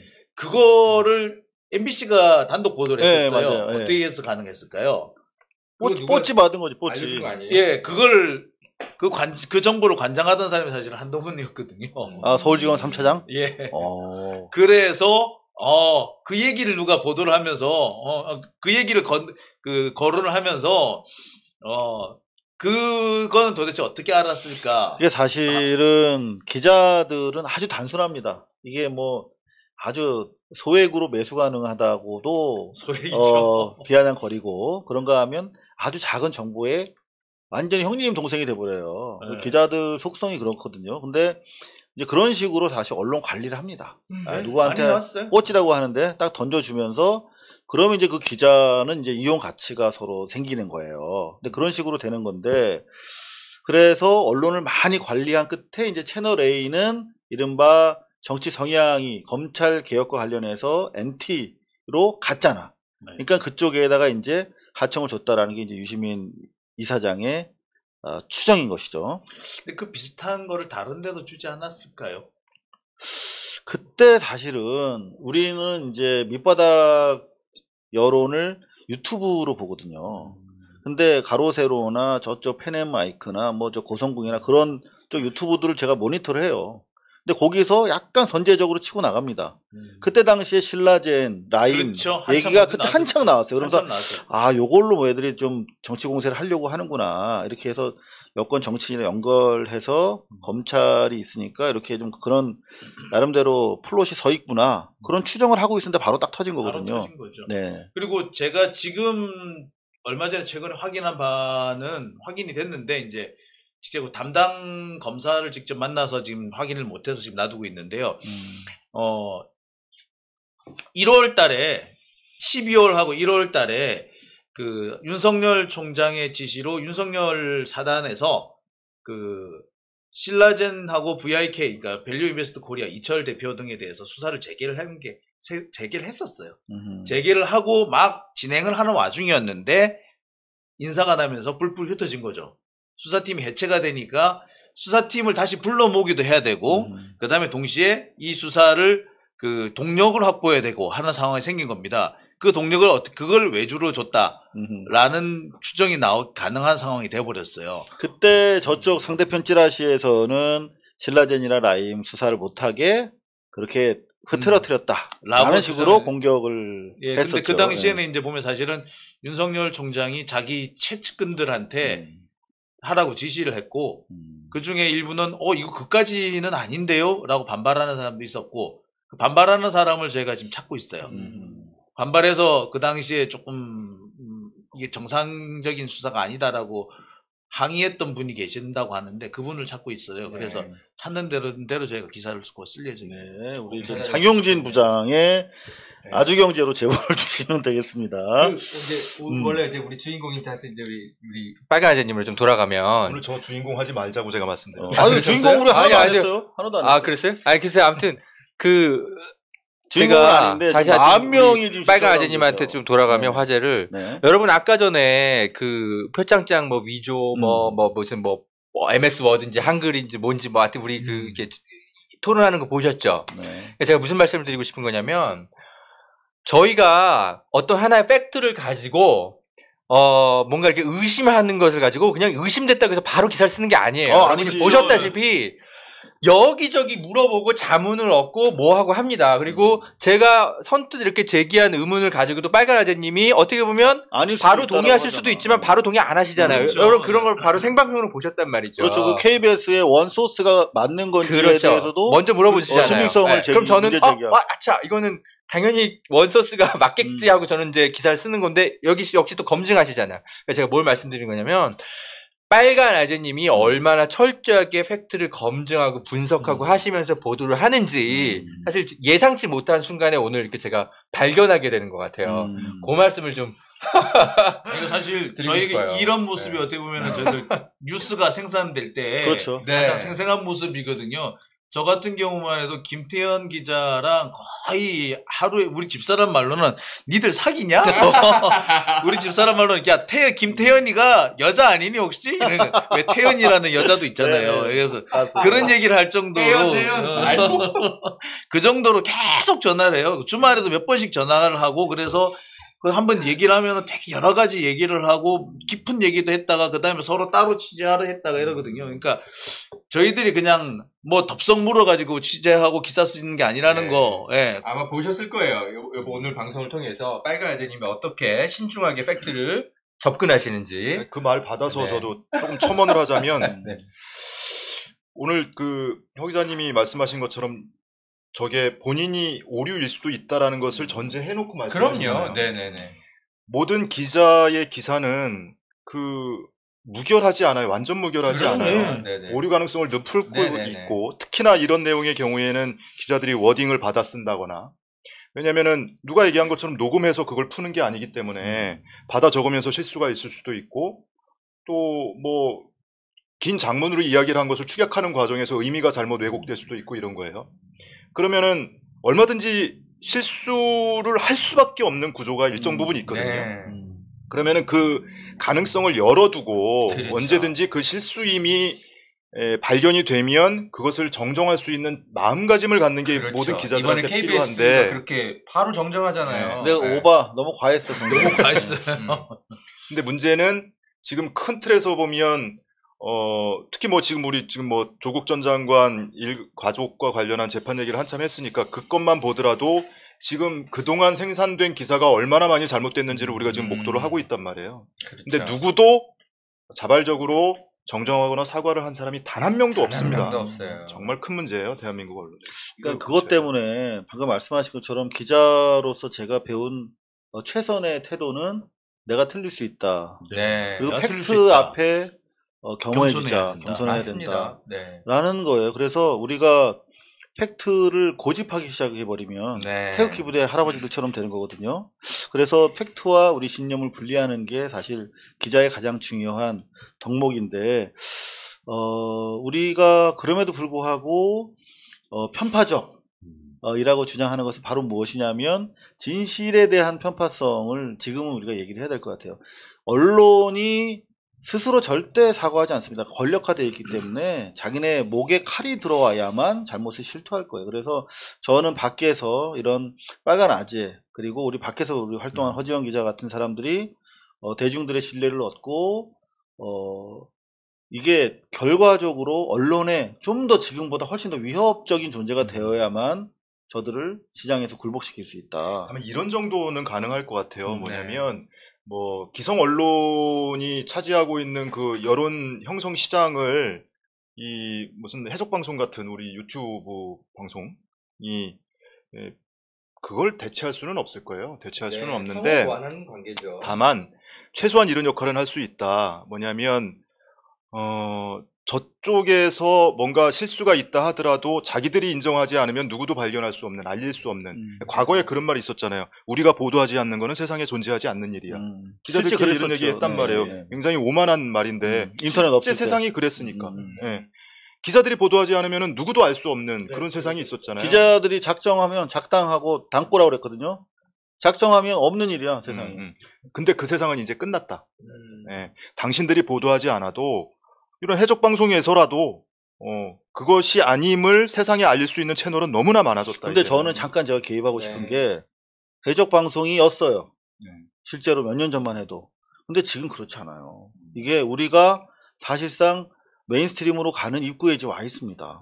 그런 것 같아요. 네. 메인스트림화 됐어요. 이게 아마 지금보다는 좀 더 정돈된 모습이 되지 않을까라는 그럼요. 생각이 되는데 네. 어쨌거나 이것이 메인스트림화 되고 있지 않을까. 지금 당장 뭐 광고 시장이 어떻게 보면은 가장 그것을 대변한다고 할 수 있는데 그 바로미터로 할 수 있는데 네. 공중파 광고는 지금 급격히 떨어지고 있고 지금 저희 한 10,000명 정도 되는 분들이 시청을 해주고 계세요. 네. 지금 KBS에서 방송을 해도 조금 떨어졌는데 9,200분 지금 계세요. KBS 뉴스를 해도 2,000~3,000 명이 봐요. 그러니까 이게 지금 어마어마한 그 신뢰를 우리가 받기 시작하고 있기 때문에 우리가 좀 더 열심히 해야 되는 시기입니다. 근데 저는 이제 자연스럽게 그런 얘기를 해보고 싶어요. 이게 빨간 아재가 얼마나 더 지속적으로 또 더 넓게 활동해 줄 수 있는가가 저는 대한매체로서의 유튜브의 바로메타가 될 거다. 그렇게 생각하거든요. 지금 한번 스스로 평가를 해주신다면 어떠세요? 저는 사실 초심을 잃었어요. 제가 회사를 퇴사하고 시사 채널을 만들자라고 마음을 먹었을 때는 좀 쉬엄쉬엄 놀면서 주 한 2~3회 정도 방송하면서 제 삶도 좀 즐기고 그게 제 초심이었어요. 네. 근데 지금 초심을 완전히 잃어서 거의 대기업처럼 유튜브 업계 대기업이 되고 예, 있어요. 이게 지금 제가 살이 좀 빠져 있는 상태인데 번아웃 조심해야 되는 거 아니에요? 그래요. 번아웃? 제가 회사 퇴사할 때 번아웃 때문에 퇴사한 거의 지금 뭐 일벌레였던 것 같아요. 사실은 이 시사 제작 국장을 2차례나 한다는 게 그거 대단히 필요한 노릇이거든요. 그러시네요. 근데, 보니까. 근데 그게 그 번아웃을 한까지 가는 기자는 사람은요 원래 그 사람 성격이 그런 거예요. 그래서 딴 걸 해도 또 조금 얼마 지나지 않아서 번아웃이 돼요. 그렇죠. 인정. 거기에 올인하게 많은 돼 예, 있어. 엄청난 걸 투자하게 되거든요. 저도 인정합니다. 네. 인정해서 어쨌든 뭐 지금 그 앞으로 내가 뭘 하겠다 또는 뭐 내년 이맘때는 뭘 할 거야 이런 계획 전혀 없고요. 그냥 일단 제가 해야 될 역할, 뭐 많은 분들이 저한테 기대하거나 바라는 역할이 저한테 있다고 생각하거든요. 그래서 거기에 충실하면 되지 않을까. 뭐 내년 이맘때 제가 뭘 하고 있을지 제가 알겠습니까? 뭐 그런 계획 세워놓은 건 없어요. 근데 보면 이게 이제 성공적인 유튜버들 보면 대단히 그 인터랙티브 뉴스 이게 상호 관계가 되게 좋아요. 시청자들이랑. 근데 되게 재미있는 게 빨간 아재가 30만 구독자를 넘기면서 이제 좋은 취지로 후원을 하고 싶어서 정의연대에다가 300만 원을 후원하려고 하는데 여러분 어떠세요? 해서 여론조사를 했는데 저는 유튜브 커뮤니티에 또 그런 기능이 있는지 몰랐어요. 3만 명이 넘는 분들이 좋다. 그래서 후원을 하신 걸로 알고 있는데 그런 소통이 너무 좋은 것 같아요. 근데 그런 소통을 할 줄 아는 사람이면은 제가 봤을 때는 이게 맞아요. 번아웃으로 가는 거의 초입에 와 있다. 네. 왜냐하면 계속 소통하다 보면 내가 더 하고 싶고 일을 더 하고 싶고 더 현장에 나가 있고 싶고 그런 거거든요. 더 자세히 알려드리고 싶고. 네. 그게 속으로 지금, 브레이크가 안 들어. 제가 부인을 못 하겠는 것이 저도 뭐 그 회사 다닐 때 워커홀릭이라고 불렸었고 일복이 많은 스타일이에요. 근데 지금도 이걸 하다 보니 이거저거 세상에서 각종 시사 정치 이슈는 끊임없이 발생하고 있고 매일 업데이트되고 있는데 저 혼자 이거를 방송을 하면서 기껏해야 하루 한 번 10분짜리 영상 방송하는 게 전부인데 그 소식을 어떻게 제가 다 담아내겠습니까? 그거를 다 담아내면은 그거 나쁜 놈이에요. 제가 그걸 어떻게 이해를 해요? 그 많은 그렇죠. 이슈를. 네. 그건 나쁜 놈이에요. 그래서 책임 못 질 얘기도 하게 되고. 네. 그래서 끊임없이 그 사이에서 갈등을 하다가 스스로 정리를 한 것이 내가 모든 걸 다 알 수가 없어. 그거를 안다고 얘기하면은 오히려 내가 거짓말하는 거야. 그래서 내가 알 수 있는 만큼만 딱 하자. 그래서 뭐 오늘 당장 무슨 큰 이슈가 갑자기 터져도 그걸 안 다루면 막 죄책감을 갖는 처음에 그 생각을 했었어요. 근데 조금 깊이 맞아, 생각을 가서 하다 보니 생각을 해야 될 것 같아요. 깊이 생각하다 보니 그럴 수 없어. 나는 초인이 아니야. 그렇죠. 그렇게 생각을 하는 것 자체가 오히려 만용이야 이런 생각이 어느 순간 그래서 들었어요. 사실 저는 네. 이렇게 빨간 아재 같은 분이 계신 게 너무나 든든하고 다행스럽게 생각되는 거예요. 그러니까 왜 능력은 안 되고 취재력도 부족하고 체력도 약하고 네. 머리도 나쁘지만 뭐 다 가 있어야 될 것 같은 느낌 맞아. 있잖아요. 나 여기서 취재하고 있는데 저기서 뭐 일 생겼어. 제가. 그러면 여기 아, 대충 맞- 어떻게 정리하고 가야 될 것 같고 근데 그러니까. 믿을 만한 누가 가 있으면 안심이 돼요. 그렇겠죠. 저 같은 그렇죠. 경우는 사실 대단히 맞아요. 죄송하지만 서울의 소리의 백은정 선배님이 저한테 그런 역할이에요. 그러니까 현장이 정말 제일 중요하잖아요. 지금 그 재판을 다 들어갔기 때문에 언론의 맞습니다. 태도에 네. 대해서도 얘기하실 수 있고 진실에 대해서도 자신 있게 얘기할 수 있는 거거든요. 현장이 기자의 정말 맞습니다. 그렇잖아요. 기자를 만드는 공간인데 맞아요. 제한돼 있어. 그 이상한 놈들 가면 또 분명 이상한 그림에 이상한 소리 할 텐데 백은정 선배님 딱 가 계시면 다행이다. 근데 적어도 우리 TV기자협회가 그런 다행인 사람들이 좀 쉬어갈 수 있고 힘들 때 이렇게 좀 부축도 할 수 있고 그런 공간이자 플랫폼이 됐으면 하는 마음으로 사실은 이 네. 제안을 한 거거든요. 연대 사실은. 자리가 되는 계기로 허락해 주시겠습니까? 그 작가 저한테 섭외 요청하신 작가님한테 제가 여쭤봤어요. 이것이 무슨 사단법인 형태의 협회를 창립하겠다는 것이냐? 왜냐면은 저는 어디 소속되는 게 너무 싫거든요. 근데 그게 아니라면 그냥 가벼운 형태로 공유하고 또는 연대하고 이런 의미냐라고 했더니 네. 후자에 가깝다고 그러시길래 흔쾌히 뭐 저도 교류하는 건 너무나 좋은 일이고 해서 흔쾌히 가겠습니다라고 저희 말씀드린 회원님으로. 거고요. 네, 오히려 저를 좀 받아주셔서 바꾸자. 감사드립니다. 근데 저는 빨간 아재 우리가 이제 빨간 아재가 필요로 하시면 가서 또 방송도 같이 하고 해야 네. 되는데 천한이시라는 말씀을 듣고 살짝 제가 지금 제가 가죠. 뭐 제일 나이가 제일 어리고 일박으로 내려오세요. 제가 일박. 가죠. 뭐. 서울로 올라오실 계획은 없으세요? 저는 전에 서울에서 한 2, 3년 근무를 했었는데 이 사람 많고 복잡하고 차 막히고 이런 게 너무 싫어요.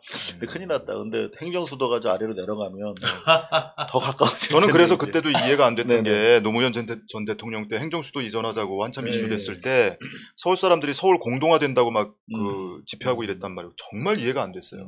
네. 차가 이렇게 많이 막히고 30km를 가는데 2시간씩 걸리는데 네. 이런 데서 살면서 공동화가 될 것을 우려하는 맞다. 저 그런 사람들은 얘기도 도대체 무슨 했었다. 생각이에요? 예, 서울이 공동화된다고 정말 이해가 안 하는데 됐어요. 그래서 저도 사실 그건 이해가 안 돼.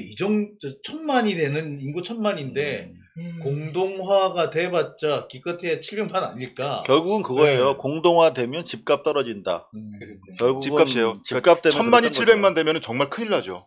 집값이 근데 떨어지죠. 그렇게 될 일은 없고 거죠. 어쨌든 집값이 영향을 미친다 이런 게 가장 크죠. 최근에 취재 현장에서 뭐 저희보다 현장에 더 가까이 계신 느낌이에요. 근데 최근에 다니신 현장 중에서 좀 기억나는 현장이 있으면 좀 얘기를 좀. 현장이요? 네.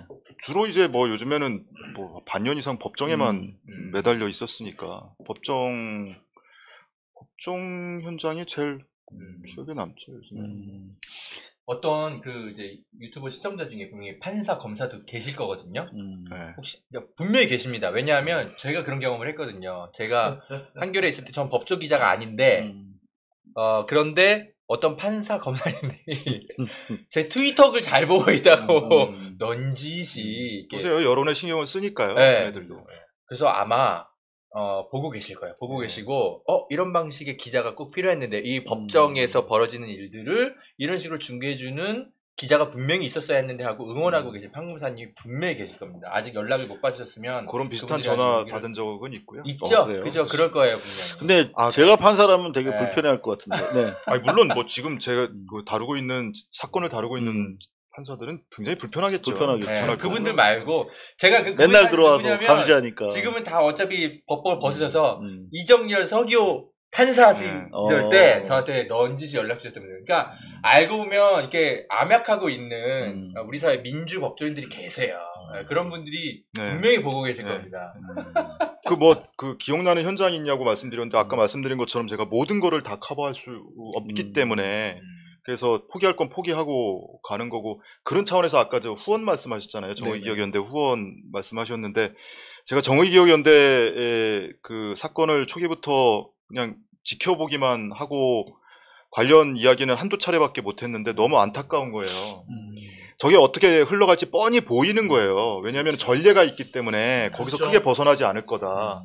그래서 어떻게든 관련 이야기를 공유하고 같이 저도 나름 공부해서 시청자들하고 같이 얘기를 하고 싶고 한데 제가 못 하고 있는 거예요. 그래서 너무 답답하더라고요. 서초동 다니느라고. 네, 그래서 부채의식이 계속 있었고 마음이 불편하던 차에 이제 그 구독자가 뭐 10,000명, 10만 명, 20만 명, 30만 명 될 때마다 이렇게 기부 이벤트를 좀 해왔거든요. 그래서 30만 명 아직 안 됐는데 더 늦어지면 안 될 것 같고 그래서 좀 당겨서 그래서 뭐 그 기부금이라도 조금 내자 해서 그 이벤트를 했던 거고 그 밖에는 이제 최근에는 뭐 검찰과 관련해 사실은 검찰 개혁이 끝이 아닌데요. 뭐 경찰 개혁 또는 뭐 그 공수처도 사법부도 마찬가지고요. 남았어요. 권력기관 개혁은 아직 할 일이 많은데 뭐 언론도 거기 뭐 당연히 권력의 하나로 지금 들어와 있고 그런 현장에 아무래도 더 관심이 가는 거는 사실이고요. 그리고 아까 제가 출발 전에 서울 올라오기 전에 차 안에서 한 10분 남짓 생방송을 잠깐 했어요. 잠깐 했는데 뭐냐면 어제 조금 다른 얘기인데 서울신문에서 보도를 한 게 있어요. 서울신문에서 박원순 전 이거 뭐 민감한 얘기라 그 사건 얘기만 나오면은 6층에서 나온 그 인수인계서 비서 업무 인수인계서를 제출을 했는데 저는 그게 좀 남달라 보이는 것이 지난주에 2차 기자회견 했잖아요. 그 변호인하고 그 지원단체에서 2차 기자회견 했는데 그날 굉장히 눈에 띄는 장면이 하나가 있었는데 제가 뭐냐면 그 고소인의 입장문을 지원단체에서 전문을 낭독을 했어요. 그 입장문 중에 한 문장이 굉장히 눈에 들어왔었어요. 그게 뭐냐면 이 문제를 인식하는 데 오래 걸렸다. 그리고 문제를 제기하는 데는 더 오래 걸렸다. 이게 고소인의 입장문에 있어요. 문제를 인식하는 데 오래 걸렸다라는 문장이 귀에 확 꽂혔거든요. 뭐냐면 그것이 이제 그 문제라고 일컬어지는 그런 행위들이 있던 시점에는 문제라고 생각 안 했다는 얘기잖아요. 그렇죠. 그러면은 본인이 문제라고 인식을 한 시점이 어느 시점이냐? 근무를 하던 중이냐? 아니면 나중에 근무를 마친 이후냐? 또는 변호인을 만나고 나서 인식을 한 거냐? 그렇죠. 굉장히 중요하다. 중요한 문제죠. 당시에 문제 인식이 없었다면 누구한테 문제 고충을 호소할 일도 없는 거예요. 본인이 그렇죠. 문제 의식이 없는데 더더군다나 너무 중요한 거 짚어주셨어요. 더더군다나 그 어제 보도된 그 인수인계서 보면 굉장히 감성적인 표현을 쓰고 있어요. 인수인계서에. 심지어 이런 표현도 있잖아요. 빈 공간에서 그분의 흔적과 대화하며 그분의 생활 패턴, 습관, 철학 이해하기. 그리고 저도 깜짝 놀랐어요. 엄청 놀랐어요. 빈 공간에서 흔적과 대화하라는 얘기. 정말 훌륭한 비서가 쓸 수 있는. 그리고 저게 자기 후임 비서에게 보내는 업무 인수인계서이기 때문에 저기다 허위로 썼으면은 그건 안 되는 거죠. 그러니까 그렇죠? 인수인계서라는 것을 더더구나 공직자가 인수인계서를 쓰는데 이렇게 감성적인 표현을 써놓는다는 것은 본인이 우러나서 쓴 거죠. 그렇죠. 굉장히 드라이하게 쓰게 되어 있는 거 아니에요, 인수인계서는. 그리고 밑에 보면 시장 비서의 자부심 해서 인생에서 다시 없을 특별한 경험이다. 뭐 이런 표현이 등장하는 걸로 봐서는 이 인수인계서를 쓰던 당시에도 본인이 어떤 부당한 성적 대우를 받았다거나 이런 것을 인식 못했을 수 있다. 그런 문제의식이 없었을 수 있다. 강력하게 저는 추론을 해요. 그것은 뭐 상상의 영역이기 때문에. 추론의 영역은 아니라고 생각해요. 분명히 문제의식이 오래됐다, 오래 걸렸다. 라고 했기 때문에 그 발생으로부터 상당히 오랜 시점이 지나서 있었다라는 거를 얘기하신 거죠. 그래서 사실은 지난주에 기자회견에 그 입장문을 듣고 의아했거든요. 문제의 인식까지 오래 걸렸다라는 본인 입장이 나왔는데 굳이 저런 얘기를 왜 했을까?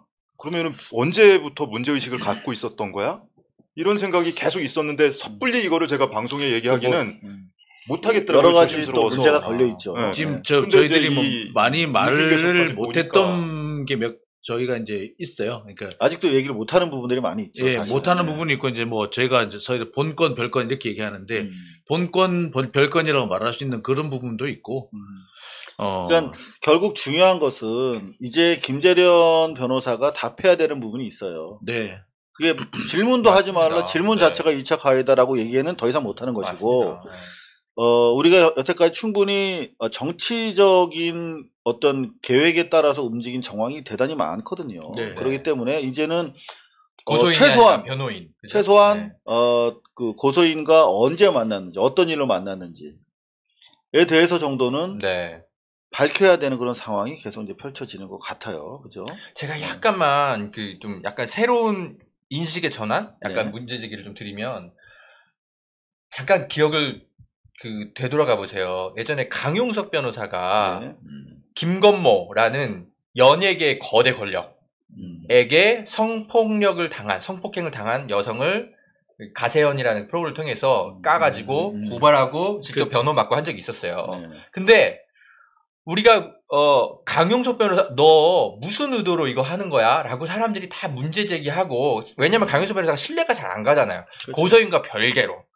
그럴 때 강용석 변호사는 자신에 대해 변호에 대해서 문제 제기하는 사람들을 당신들이 이거 2차 가해입니다 라고 얘기한 적이 단 한 번도 없어요. 하물며 강용석도. 네, 그러니까. 하물며 신뢰도 떨어지는 강용석조차도 자신이 수집한 정보와 팩트를 가지고 자신의 변호 행위가 얼마나 정당성이 있는지를 설명합니다. 강용석 같은 변호사도. 근데 왜 우리가 김재련 변호사의 어떤 너 변호가 정말 순수한 의도로 시작된 거 맞아? 이거 다른 의도는 없어라고 문제제기 하는 것을 무조건 2차 가해라고 이렇게 몰아가는 것인지, 강용석 변호사 때를 떠올려 보면 김재련 변호사의 그 주장이 얼마나 말도 안 되는 것인지는 사실은, 예, 우리가 좀 약간 착시 현상에 빠져 있어요. 김재련 변호사가 여성이라는 이유만으로.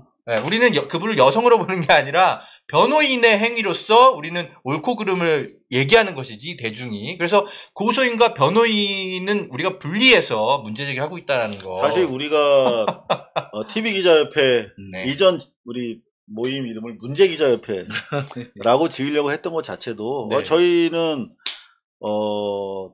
사실은 이게 뭐 보도해야 된다.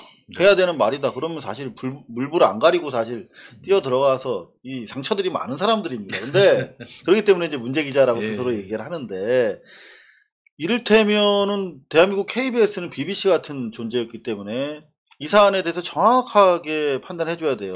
그렇죠. 이거 피해자라고 그냥 바로 넘어가 버렸잖아. 네. 피해 호소인 또는 고소인이라고 말해도 되는데, 네. 지난 우리 2차 T기업에서 허지연 기자가 네. 강력하게 주장했던 BBC가 사안인데, 그렇게 보도 안 하거든요. 네네, 이런 사안에 대해서 사실은 우리 정도 되니까 그냥 얘기를 하지, 이미 기자 사회는 다 피해자라고 하고 있죠. 하고 있어요. 심지어 민주당에서도 그러고 있고. 네. 저는 KBS 얘기를 잠깐 네. 하셨는데, KBS는 속보 경쟁하면 안 되는 매체라고 생각해요. 그럼요. 네. 뉴스가 재밌으면 안 되는 매체야. 네. 우리는. KBS는 그러네요. 최대한 확인해서 최대한 오류를 최소화하는 뉴스, 오로지 거기에 집중을 해야 되는 매체지. 왜냐하면 시청률이 안 나와도 먹고 사는 매체잖아요. 그럼요. 그렇죠. 공영방송이고 그러네요. 준 조세로 운영되는 방송사기 때문에, 사실은 MBC도 공영방송이라고 하지만 방송법상의 공영방송은 MBC는 공영방송 아니에요. 그렇죠. 그죠? 네. 방송법상의 공영방송은 KBS하고 EBS예요. 네. 근데 그런 매체에서 똑같이 속보 경쟁에 뛰어들어서 뉴스를 그렇게 생산해내는 것에 대해서는 그러네요. KBS가 갈 길이 아니라고 생각해요. 맞습니다. 아. 정말 뉴스를 재미없게 해야 되는 거예요. 네. 왜냐하면 재미있어지려면 점점 선정적으로 가거든요. 근데 똑같이 재미있어, KBS 뉴스. 그러면 망하는 거죠. 자, 진짜 좋은 말씀들 해주고 계신데, 이제 저희가 뭐 마냥 이분들 바쁜 분들 붙잡아 놓을 수가 없습니다. 그래서 먼저 우리 붉은 아재부터, 제가 처음 만나 뵀을 때 빨간 아재. 난 붉은 시사 바리스타. 미치겠다. 붉은 노을 때문에 그래. 붉은 노을 한번 같이 부르고 가실까요? 붉은 노을처럼. 우리 빨간 아재 지금 초심을 잃으셨다라고 이렇게 재밌게 자기 현실을 평가해 주셨는데, 그만큼 이제 막 그 30만이 넘어지니까 시청자들에 대한 책임감이 갈수록 더 커지는 거지. 조금 더 이렇게 규모 있게 키워보실 생각, 그런 계획도 있으세요? 제가 뭐 이런 자리처럼 저는 이렇게 같이 대화 나누는 자리가 너무 즐거워요. 더 방송도 더 편해요, 오히려. 그럼요. 그런데 제 방송에서도 그렇게 하고 싶은데 제 채널에서도 제가 지방에 하세요. 있다 보니까 누구 어떻게 게스트를 오시라 소리를 못 하겠어요. 그래서 그렇게 하기는 좀 어려울 것 같고. 스튜디오를 그러면 조금 위쪽으로, 허재현 기자가 어디지, 사무실이? 수서잖아. 뭐 수원 정도면 뭐 우리 저 TV 기자협회에서 스튜디오를 하나 만들까? 오픈 스튜디오를 용인 정도쯤에 좋네요. 기업유기에서는 어떨까요? 같이 쓸 수 있는 스튜디오를 하나 만들까? 어때요? 괜찮잖아요. 그런 아이디어. 네. 나중에는 뭐 뭐 그럴 수도 있지 않을까 싶은 생각도 드네요. 네. 그래서 우리가 말씀하신 것처럼 다 커버를 못해요. 지리적으로도 맞아요. 그렇고 이슈적으로도 그렇고 그렇죠. 그래서 특정 사안에 대해서는 어느 그 시사 그렇죠. 유튜버가 하면 전화 네. 연결하면 되잖아요. 허재영 기자 어디 취재하고 오셨다면서요 하고 전화 연결해서 우리 구독 전화도 괜찮아요. 30만 독자님들은 쭉 이렇게 제가 그럼 다 설명해 드릴 수 있고. 예. 저는 뭐 쓸모가 별로 없어요. 저는 뭐 저도 워낙 갖다 표절을 쓰거든요. 많이 해서 뭐 전화 연결 필요도 없는데 아무튼 저 좀 많이 활용하세요. 그런 거는 얼마든지. 왜냐면은 제가 생방송을 하든 뭐 녹화 방송을 하든 주로 누군가 인터뷰를 할 일이 있으면 전화로 몇 차례를 한 적이 있거든요. 그러니까. 네.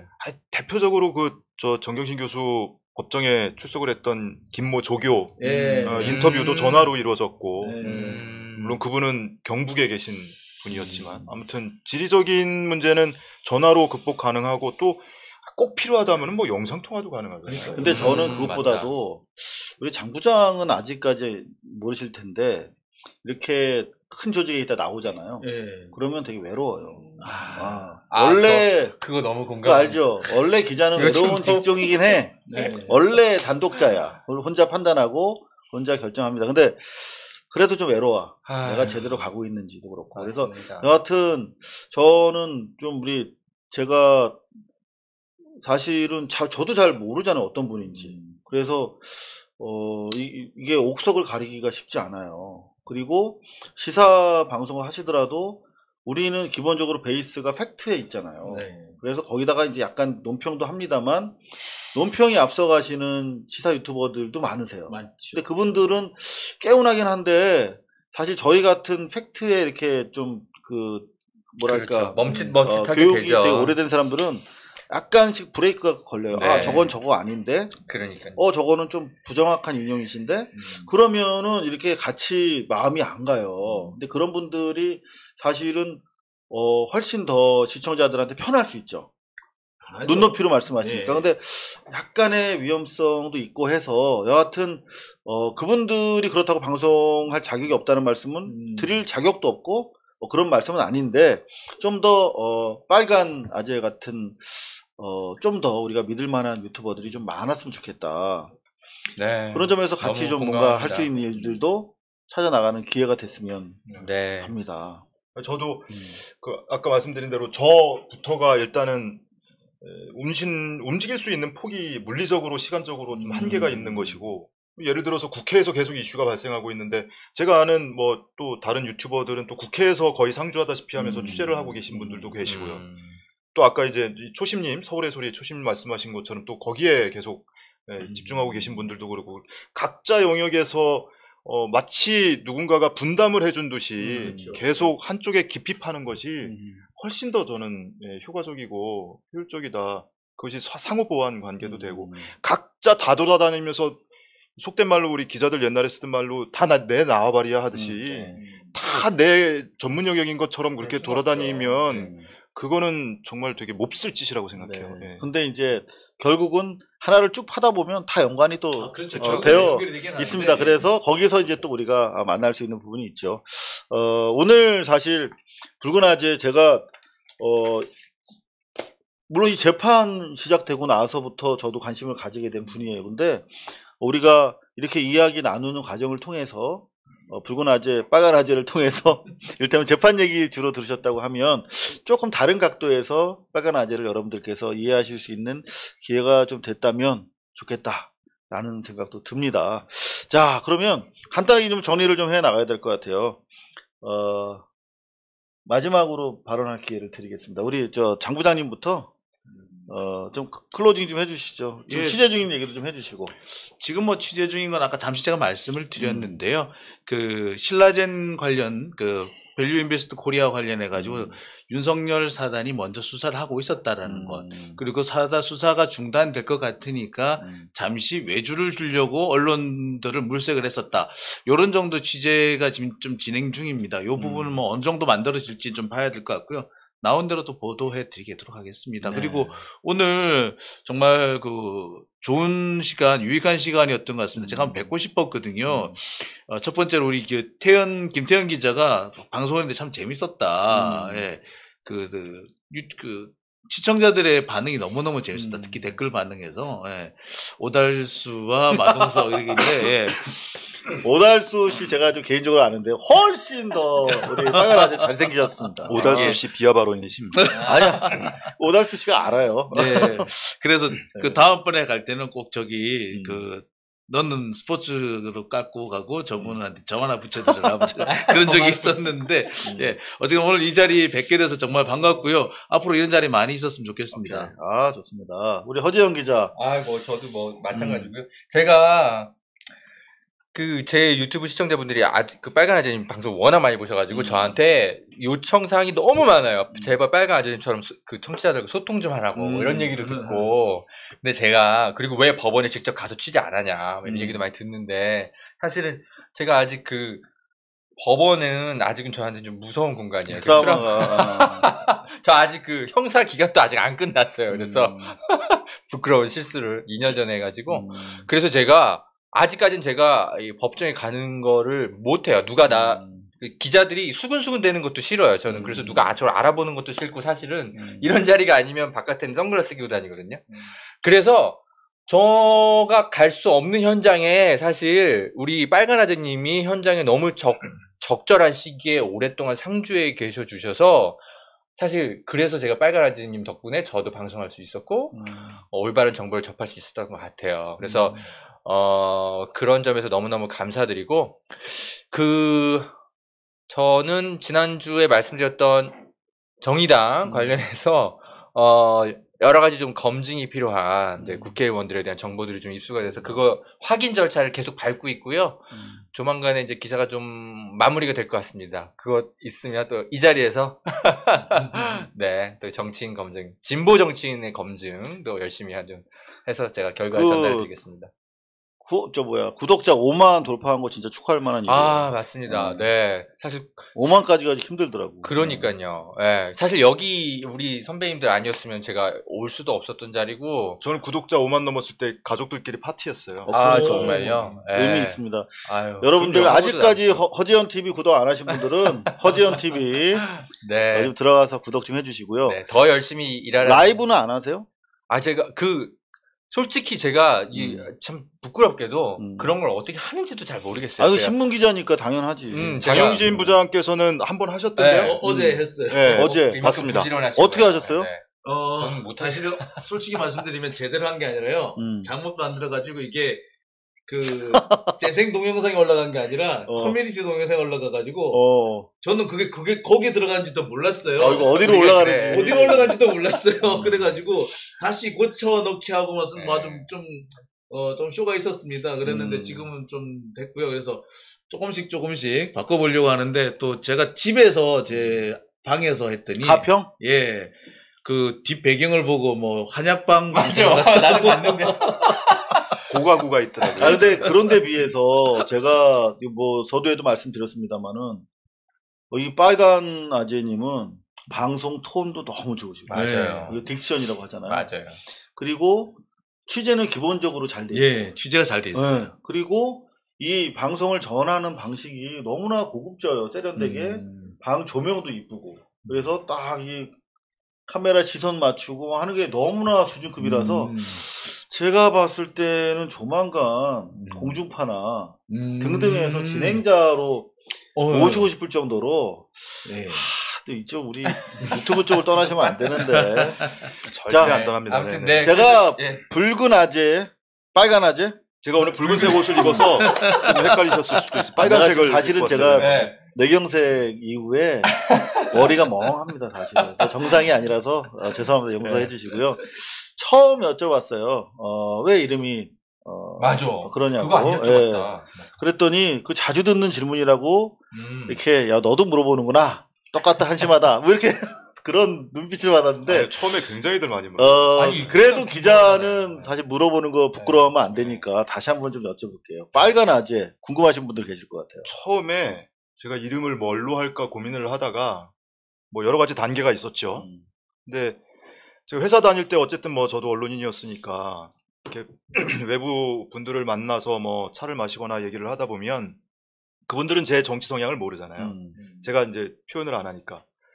근데 뭐 빨갱이 얘기를 수시로 하시는 분들도 계시고 아, 고정간첩 5만 명 얘기하시는 분들도 합리적이고 계시고 상식적인 얘기하고 다소 또 진보적인 얘기하면 또 빨갱이 이런 얘기를 하니까 우리 사회가 그러니까 그분들이 뭐 빨갱이 하면서 다른 사람들 얘기를 막 하는데 가만히 듣다 보면 저 중에 절반은 내기 같은 거예요. 저분들 시각으로는 내가 빨갱이구나.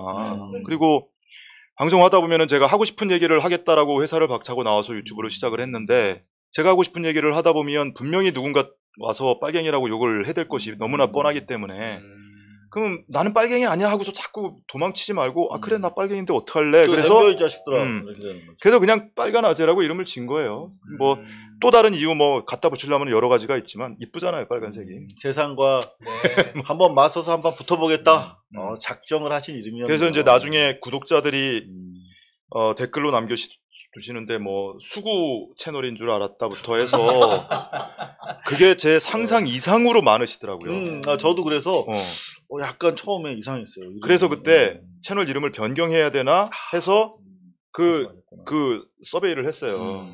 아니 유튜브 본사에서 오히려 좋아했을 거예요. 네. 그래서 유튜브 상징색도 빨간색이에요.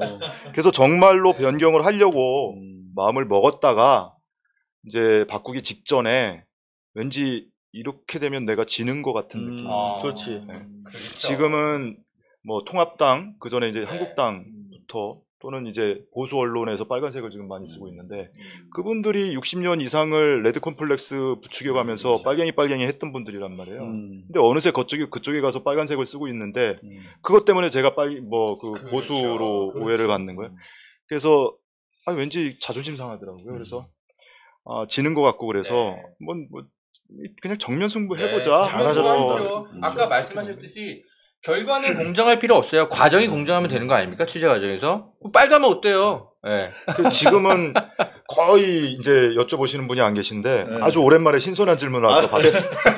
원래 기자는 뭐 무식한 놈들이고 그냥 여러분들 궁금하실 것 같아서 저도 궁금하고 해서 여쭤봤습니다. 하나만 더 여쭤보고 싶어요. 지금 이제 남은 재판이 이제 뭐 1라운드는 끝난 것 같은데 계속 여태까지 조국 장관 관련된 재판은 계속 완주하실 거죠? 네, 일단 최소한 1심까지는 보려고 그러고요. 그동안 최소한?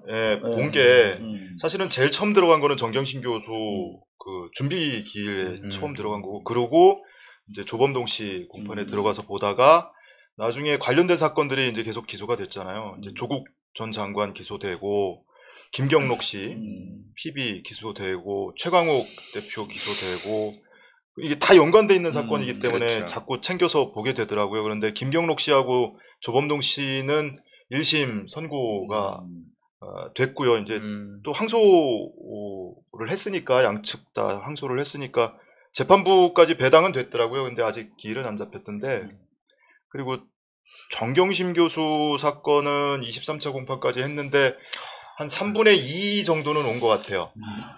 그래서 지금 예정돼 있는 기일이 10월 중순까지는 지금 일정이 잡혀 있고요. 그 이후로 조금 더 진행이 될 텐데 올 안에는 그래도 1심 선고 나오지 않을까. 빠르면 근데 넘어갈 수도 있을 것 같아요. 중간에 뭔가 변수가 생기면 넘어갈 수도 있고. 사실 지금도 보면은 검찰 측 신문이 끝났어야 되는데 아직까지도 좀 남았거든요. 그러니까. 근데 이제 빨간 아재가 천안에서 그렇게 사실 뭐 먼 길이 아니다라고 말씀하시는데 사실 쉽지 않거든요. 그렇죠. 그렇게 원거리 연애를 하기도 그 정도면은 쉽지 않은 시간을 벌써 지났는데 아이고 앞으로도 좀 부탁한다는 말씀밖에 드릴 게 없고 혹시 이 재판 외에 또는 그 재판 이후에라도 관심을 가지고 취재하실 그리고 여러분들이 조금 한 번쯤은 관심을 가져주셨으면 싶은 것이 손혜원 의원 사건 다들 잊고 계세요. 조만간 선고라면서요. 손혜원 의원 사건이 지금 결심 공판까지 했고요. 검찰 구형까지는 나왔고 8월 12일 수요일에 1심 선고 공판이 있습니다. 그래서 검찰이 징역 4년 구형했거든요. 징역 4년 구형했는데 휴정기 끝나자마자 바로 그래서 4년을 때렸어요. 8월 둘째 주에는 수요일 손혜원 의원 1심 선고 있고 목요일에 정경심 교수 공판 있고 금요일에 조국 전 장관 공판 있고 이래요. 그래서 수목금 계속 관심 있는 사건들이 가는데 8월 12일 수요일에 손혜원 의원 1심 선고 공판도 여러분들이 좀 관심 있게 봐주셨으면 좋겠어요. 왜냐하면 그거는 형량의 문제는 아닌 것 같아요. 제가 보기에는 유무죄의 문제인 것 같거든요. 크게 두 가지 혐의인데 유무죄의 문제여서 무죄가 나오거나 아니면 뭐 벌금으로 끝날 것 같지는 않고 만약에 유죄가 나온다면 예, 그렇게 갈 것 같은데 제가 볼 때는 무죄 나올 가능성이 굉장히 농후해 보이거든요. 그래서 여러분들 관심 있게 한번 봐주셨으면 좋겠고 그런데 사실은 어떻게 4년을 구형을 했을까? 제가 지난번에 결심 공판 방청을 가면서 사실 저도 그동안 잊고 있었어요. 근데 하도 주변에서 말들 많이 하셔서 결심 공판 한번 보러 가자라고 마음을 먹고 그간에 나온 기사를 한번 쭉 스크린을 하고 가려고 보니까 기사가 없어요. 그러게 우리 진짜 잊어먹고 있었네. 정말 부끄럽습니다. 아이고. 네. 그 사건 처음에 제기하던 SBS 뭐 판단가 뭔가요? 뭐 이해 뭐 네. 무슨 뭐 끝까지 위반? 판단가? 말도 안 되는 이해 충돌. 걸 네. 끌고 그때 와가지고. 일주일 내내 메인 뉴스에서 그렇게 속된 말 우리 표현으로 조지던 어마어마하게 SNS를 비롯해서 조졌죠. 네. 그 많은 언론 보도들이 쏟아졌었는데 과잉이었어요, 막상 과잉. 공판 시작되고 나니까 정말 이해가 안 될 정도로 보도가 없더라고요. 그래서 재판 진행되는 내용을 제가 파악을 하려고 기사를 찾아보다가 포기했어요. 알 수가 없더라고요. 그래서 결심 공판 갔는데 결심 공판에서도 마침 또 증인 신문이 또 2명 있어서 그날 대충의 얼개는 좀 네. 확인할 수가 있었어요. 근데 하여튼 선고가 10일, 8월 12일에 있으니까 휴가철 끝나자마자 있으니까 여러분들이 그 결과도 한번 좀 관심 있게 좀 지켜보셨으면 좋겠다.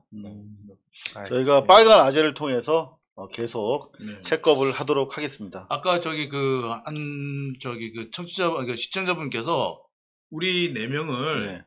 요약을 해서 빨리 허장 이렇게 빨리 허장 이렇게 요약을 좋네요. 해주셨어요. 근데 네.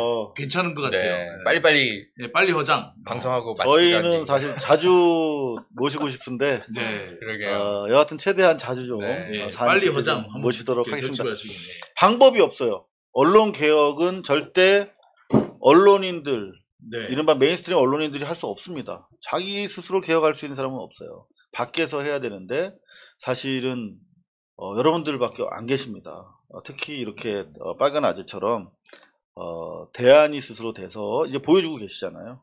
허지연 기자도 보여주고 있고 지금 장 부장만 빨리 좀 이렇게 어떻게 나와야 되는데 너무 오래부터 계셔가지고 여하튼 여러분들께서 계속 우리 저 유튜브 구독해 주시고 힘이 돼 주셨으면 좋겠습니다.